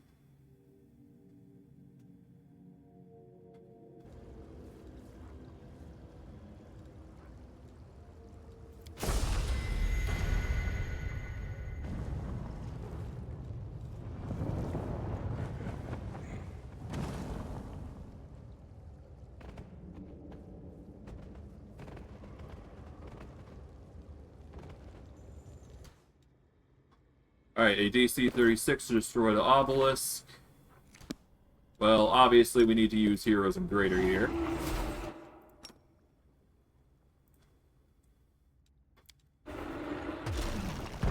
There we go. Get rid of that, despair. Throw down a nice juicy area of effect here. Just whittle them all down like that. There you go. Charge the Divine Seer specifically. There we go.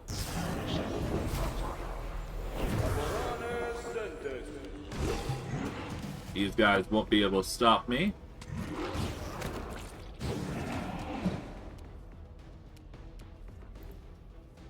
Five foot forward here. Nice try.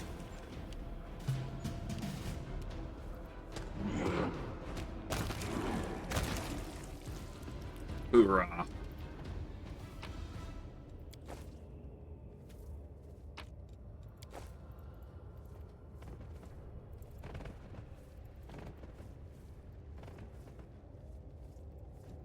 Awaken the magic circle here.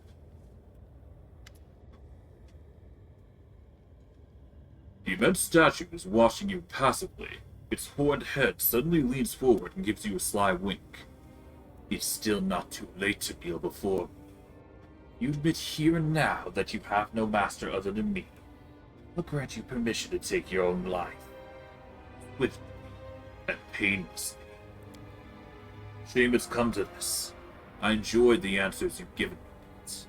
Unkolfki, you should have humbly asked for my patronage instead of drawing your weapon. You lost your chance to become my servant, but fine. I will not kill you. Today.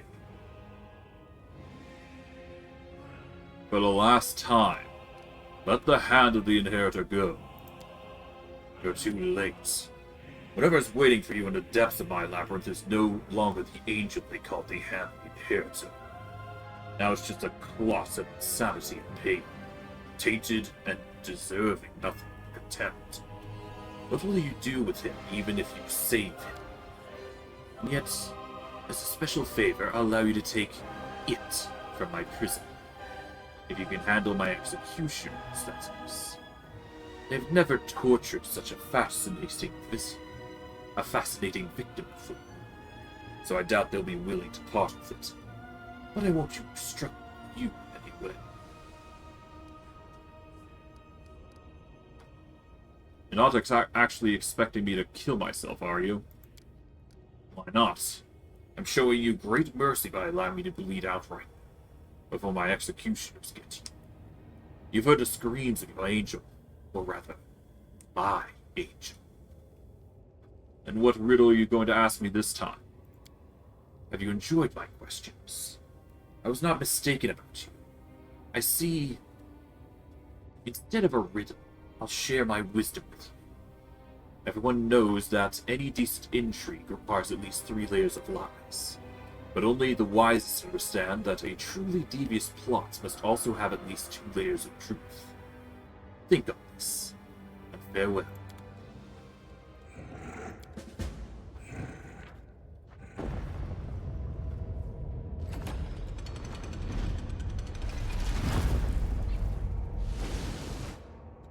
Let us save here, and prepare ourselves for the chaos that is going to ensue. Alright. Foresight. Life Bubble. Blur. Shield. Mage Armor.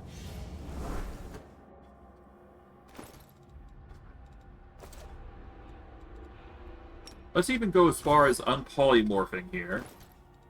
Let's unequip this Break Enchantment Scroll. We're going to equip a few things.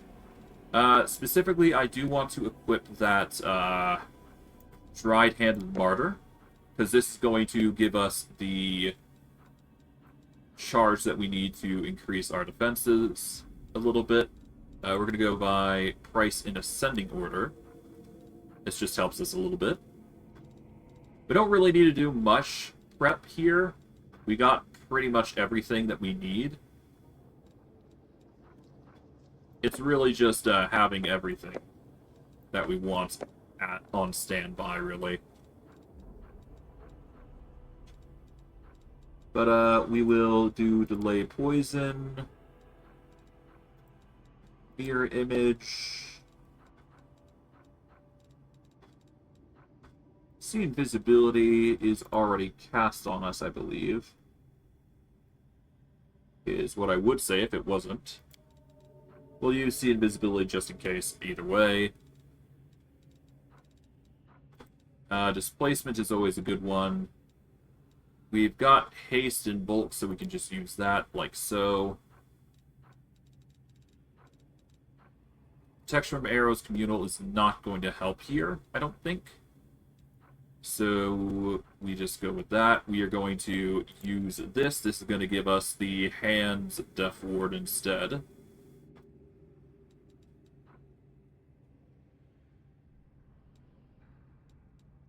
Yeah, it basically gives us death ward for 9 minutes, which is nice.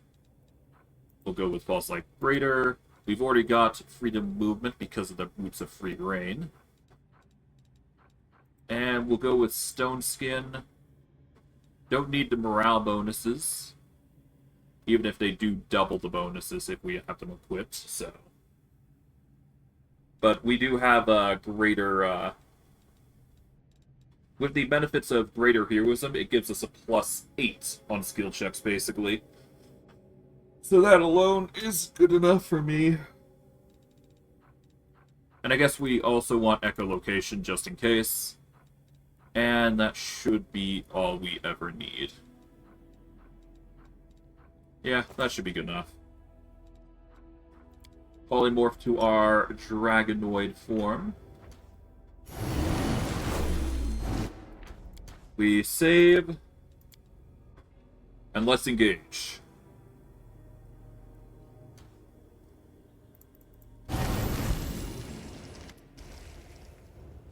The tall shadow shifts towards you slightly.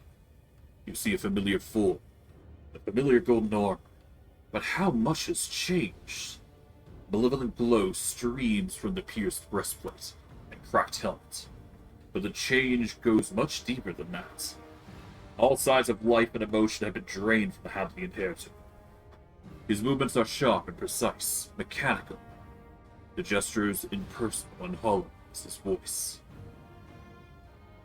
Commander Stein, I have been waiting for you.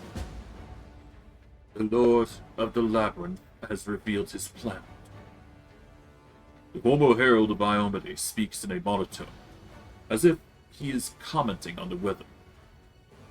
He used me to open portals to your lands. He said my soul reached out to you. I do not know why. Out of vengeance, or the plea for help. Or perhaps, really out of habit. Baphomet has told me you would comfort me, that he would prevail either way. Whether I destroy you or you destroy me. Former allies tearing each other to shreds can only benefit him. What has Baphomet done to you? Killed me without letting me die. The echo of Discari gave him some suggestions on how to sustain me, and how to use me further. I can give you your heart back. Strange. I can feel it aching. But it does not matter. I cannot give in to the pain. It has been determined that I will battle. And that is what I will do. Everything has been leading to this. The inevitable hour has come.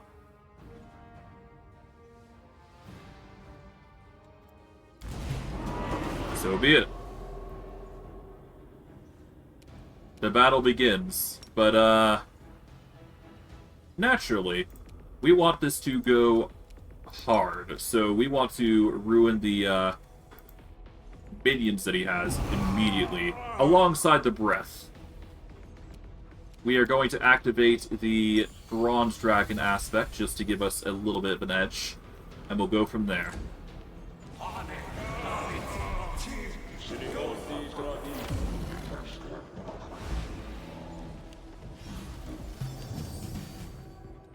Okay, it seems like they're also on dispel duty, which is not fun, but okay.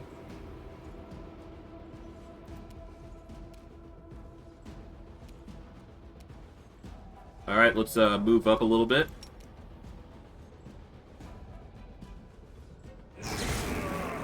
Throw down some lightning while we're at it. Nice try on the destruction.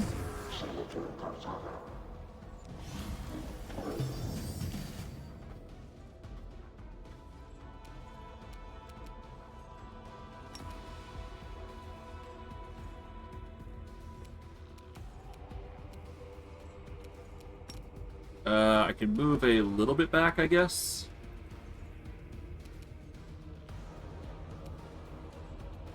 Let's do this. This should cover all of them.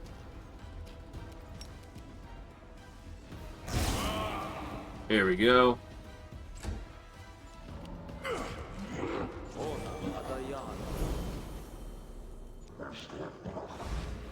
Immune to Restless Slumber. And then, of course, I breath weapon even far more. And we ideally want to actually move over to here to get ready with this guy. Nice try. I'm immune to Restless Slumber. I can also do this. This will guarantee the kills here. Okay. Nice try. And now, well, let's just bathe the Hand of the Inheritor in even more flames. Nice try.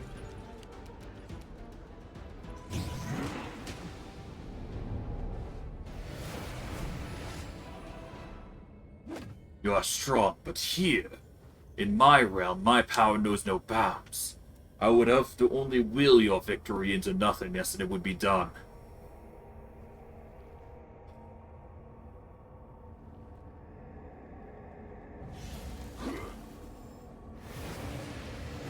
Minion, be filled with my power and kill the interloper.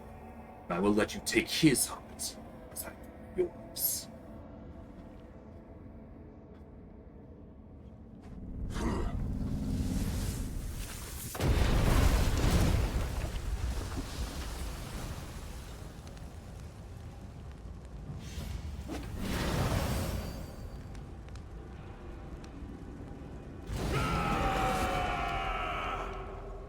Okay, so he's dispelled me completely. But that isn't gonna stop me.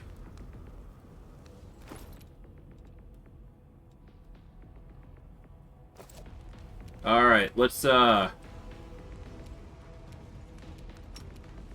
first trigger you here. And then let's see, what's his to hit? He's got a juicy hit of 73. Oh god. So yeah, I'm going to need to buff up a little bit here. This is going to give me a little bit of an edge. Not a fan of the debuffs he's thrown on, but that's just how it goes, right? I am going to turn off Come and Get Me, because I kind of need every little bit here as I can. I don't want him to full attack against me, preferably. So we're going to 5 foot here.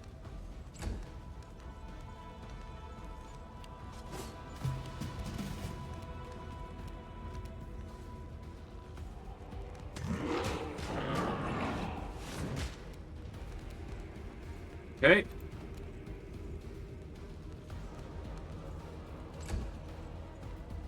Thankfully, the Hand of the Inheritor is not strong enough to take us out, so that's good.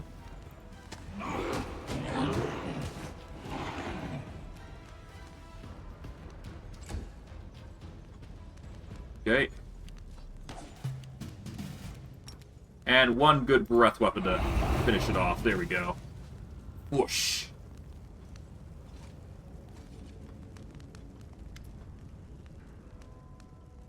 The former angel falls to one knee, but even now his moments are lifeless, apathetic. One who has no heart knows no pain.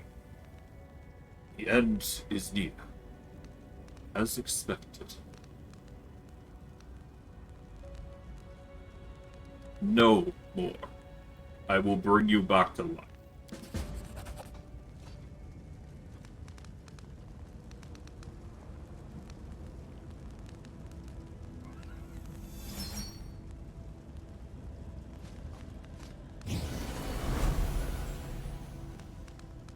The heartbeat in your hands grows stronger as you bring the heart closer to his chest.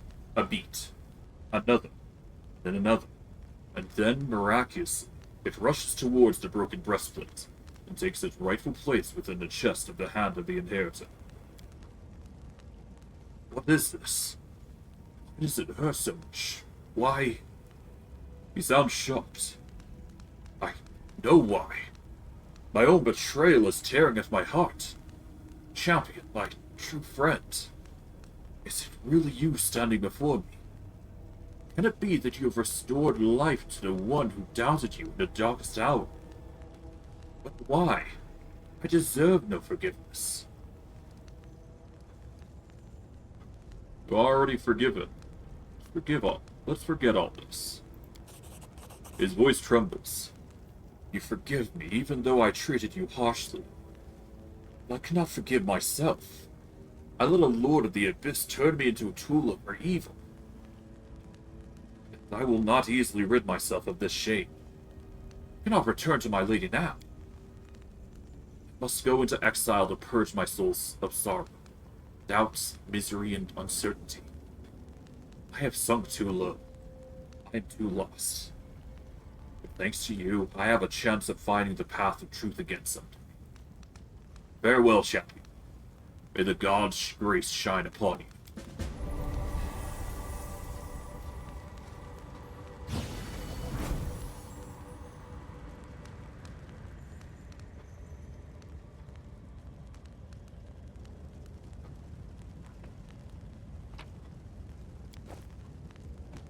And while we did suffer a bit of pain because of that, we're gonna be fine.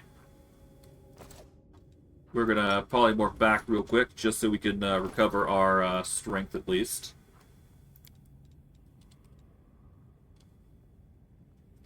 What was it?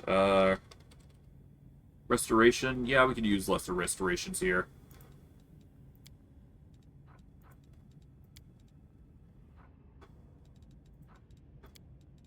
There we go. That cures the negatives pretty nicely.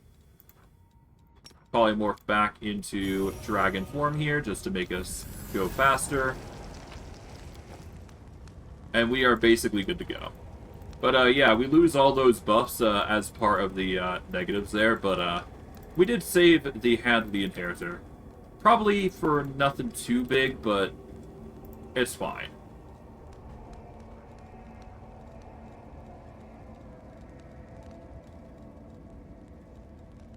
We did get the assertion of dominance, I guess? It makes you immune to slashing and piercing damage while you're at full health. So if you're rocking a tank build, that's actually pretty good.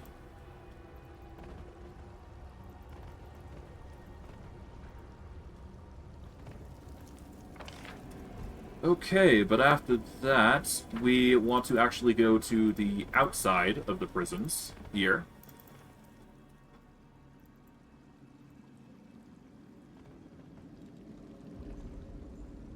We want to go around here, I believe. Because this is where you meant to go if you want to go out. This does matter, so I am doing this right now. I did lose greater... let's see. Yeah, we use greater heroism here.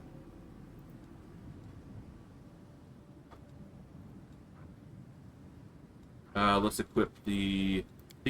This will just give us a temporary ability slot to use the greater heroism. And where is it? We activate Pipe Pops. That just helps us activate Greater Heroism. There we go.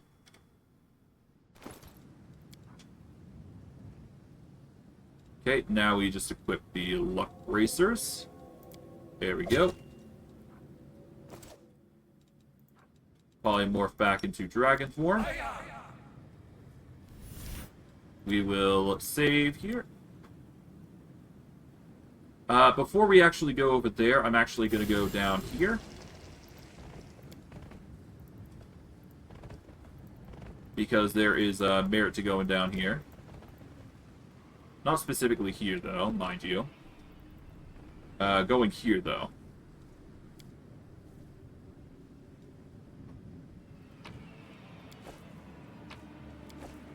Alright, we can clear the rubble rather easily, so we're going to quickly do that. I've got to be a little quick here, because we're coming near to the end of stream, but we should be able to handle these quick options real quick. Athletics succeed, athletics succeed. You find rough drawings scratched in a wall. 4 figures intertwined in either a dance or battle under the gaze of 3 bestial eyes. The rest of the picture is obscured by the remaining rubble. Drawing continues. One of the figures, a horned one, is bringing down the other 5 and is turning into some half-effaced symbol that is no longer legible. We will keep that active because we kind of need that up.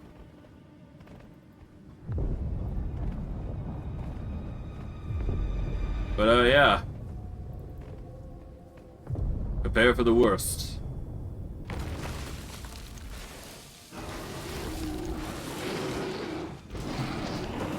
Yep, we've got Elder Purple Worms. Lovely. And thankfully, just the right position to attack them all. Take a 5-foot step back, and they're gonna start rushing at you. Immediately. And of course, we got a bigger one. The Father of Worms.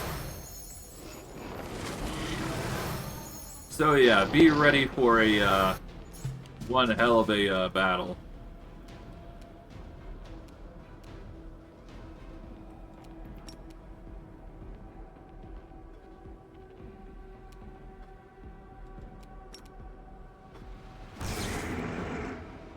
Okay, we're gonna 5-foot back.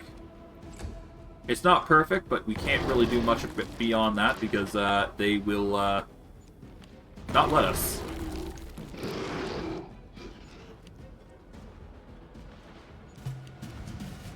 Okay.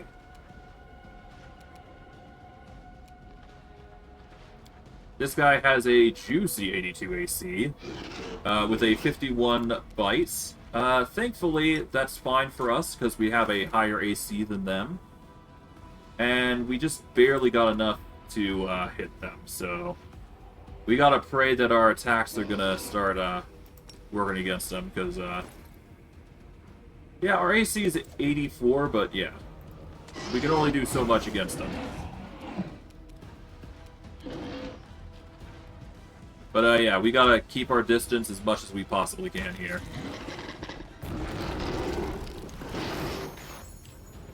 The less chance they have at attacking us, the better.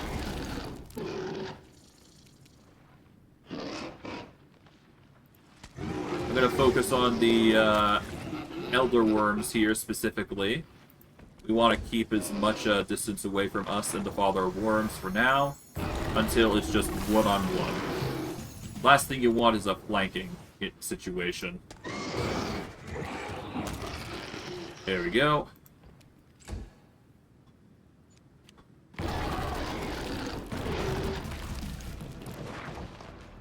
But you know, this also works.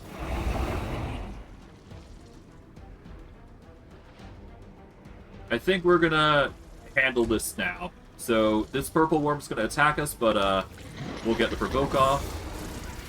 And the Father of Worms is gonna do its damnedest to try and take us out, but to no avail. And we're gonna start wailing on him, in fact. We'll even go as far as to target him with study target. This will make it easier for us to hit him. And it's just going to be a slugfest here. Which, surprisingly, he has the AC advantage over us. He is immune to fear, so Shaken... Shaken is not part of his, repertoire, huh? Okay. Well, that's fine. I came here half expecting that I was gonna have to stun or, do something with this guy, but, breath weapons are probably gonna be the go-to here for guaranteeing the kill. But, yeah. He's not having a fun time.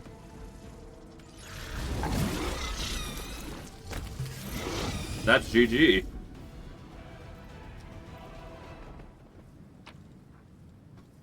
Father Worms has a greater kinetic diadem, ring of protection, few random assortments of gear, light shield, and a random assortment of booze and all that. Nothing too crazy. The greater kinetic diadem is probably the most potent of the lot. I would teleport, but the interlocutable prison makes teleportation impossible.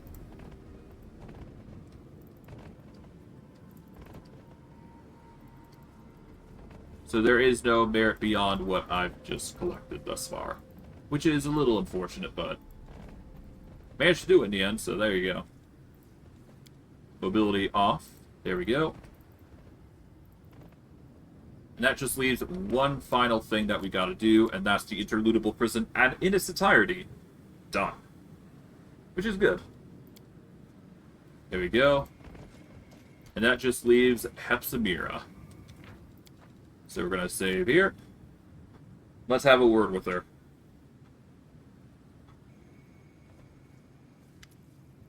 Hepzibah, Baphomet's daughter, is now a disembodied ghost. Lets out a half moan, half growl. Her skull is crushed, her wound exposing a gleam of white bone, and one eye dangles precariously from its socket. A broken wheeze escapes the throat of the once majestic and fearsome warrior. Stop screaming. What a relief. He's finally shut his mouth. Upon noticing you, she steps back in terror. Father sent you to torture me. Why? Why would he do that? I served him well. What are you doing here? Hiding. They say being the daughter of Baphomet is a great gift, but like all of my father's gifts, it was poisoned.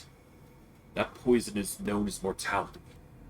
I'm a Nephilim, and unlike demons, I must share the fate of most worthless minions of the lords of beasts. Upon death, the souls of all of the slaves are bound here, and I'll remain in this torment forever. You don't look quite as proud and self-assured as before. She flinches as if from a blow, then whispers in a voice that sounds both defeated and hateful. Those pathetic wretches, the executioners and jailers that used to grovel to me, begging for my favor, now they're not. They're getting even with me. They hound me and torment me. I'm hiding here to avoid them. And a little while ago, they began torturing that lousy angel, Brent, and his screaming. If I hear his scream, it felt as if my ghostly flesh was falling apart, and it hurt. You shouldn't have put faith in your father. Hepzibah gnashes her spectral teeth in knots. That old piece of bronze turns his backs on me, on the best of his brood. I sacrificed my own mother to him, and he did so with hundreds of my brothers and sisters, and this is how he repays me? Her voice trembles with hers. When he made me his Archpriestess, he said that title would grant me protection of a rare kind. Every Archpriest of a Demon Lord may summon their master in their hour of need. The master must answer the call. They'll come, for they simply cannot refuse. Such is the power of the pact between the Demon Lord and their Archpriest. But my father came just to betray me. Why? But he was helping his new favorite, The one that took my place. Because that man Vorlesh is precious to him. I hate him. I hate them both. I don't have time to talk to you. Then get out. Not the one who came here to gloat. Is there any merit to killing Hepzibah? I guess there is.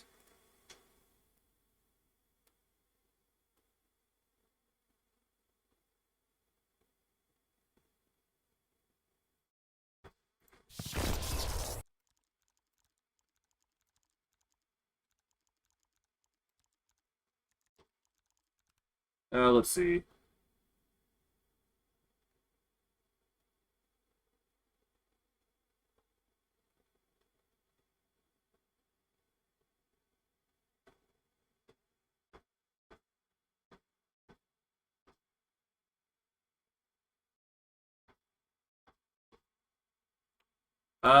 Instead of actually killing her, I'm actually going to keep her alive for now. There's a good reason why, though.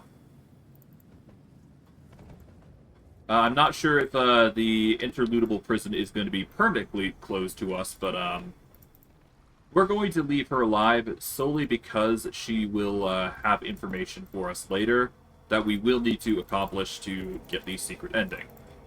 It's more so just a just prep work stuff. Nothing too crazy. It's just things that you need to get done, basically.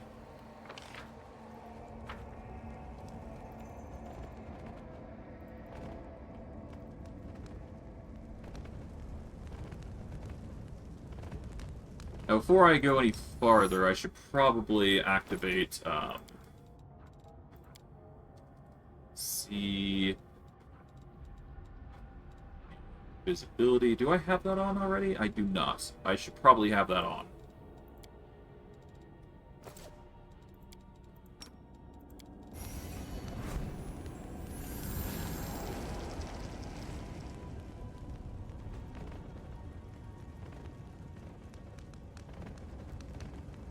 I feel like there is something around here, but I can't remember. It's been a while. Ah, well. For now, we'll just leave it as is. We do need to come back here anyway, so we'll do a double take when we get back. But we've effectively completed what we came here to do, so that's good. With that, the interludable prison is basically done. For the most part. And with that, we can do one more tiny little thing. Let's see the crusade here real quick. Let's see. Fate of Baphomet's fire. Let's see. We can turn it into a robe, or we can turn it into gloves.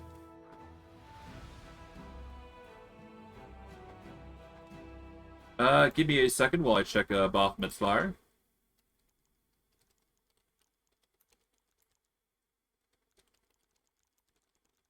Let's see.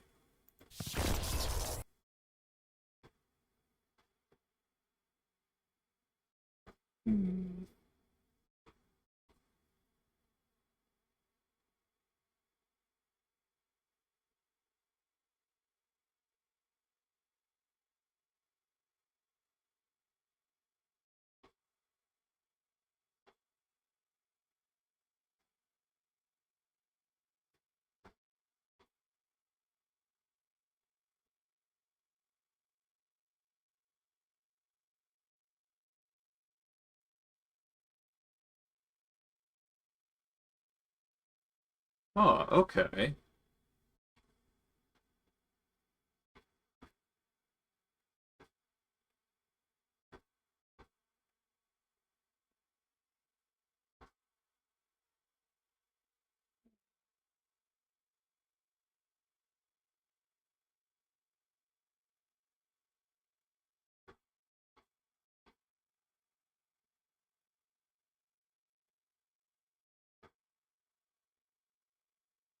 I don't know.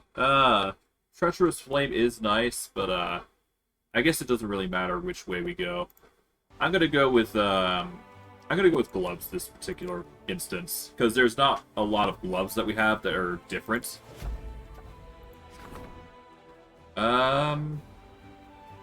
They've stopped the bloodshed in Erosian and gathered all parties at the negotiating table. A messenger has arrived in Dresden to bring a personal gift to Commander from the leader of the young nation. Good. The Masquerade Festival. An upcoming festival.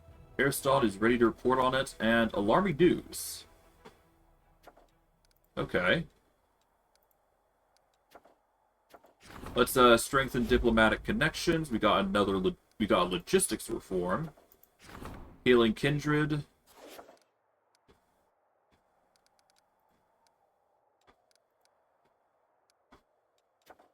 Let's do this. Relics. Yeah, we need a logistics reform. So the studying of the unusual crystal can be put on hold while we rank up, I guess. And then we can study the star maps, which will be another thing. But, yeah. For now, I'm going to wrap it up here. For next stream, what we're going to be planning on doing is we're going to be going... Well, first, let me close out this. That's why not, right? This will help me better explain. What we're probably going to do is I'm going to go over to the place of execution, and then we're going to make our way over to the Blooming Meadow, which in turn will give us the materials that we need in order to pass all the materials over into Ganabras, get all that sorted, and thus probably get another mythic rank. I'm hoping, anyways. This will also give us the excuse to go to the Morbid Ridge, which will be a nice little shortcut that we can take. But we'll use the lands of Yathwash as a teleport location, which will be a sort of shortcut over to the Morbid Ridge. And that should hopefully get us over to Canabras in lickety split time. That's assuming I don't just teleport to Canabras and see what all this hubbub is all about. But I digress. There's a lot that we gotta go through anyway, so... yeah. Oh, but we do have some more units that we can recruit, so that's nice. But, yeah, we'll handle all that stuff later. But I digress. I hope you guys enjoyed today's stream all the same. I know I did. And I'll see you guys next stream. Take care, everybody, and have a good day.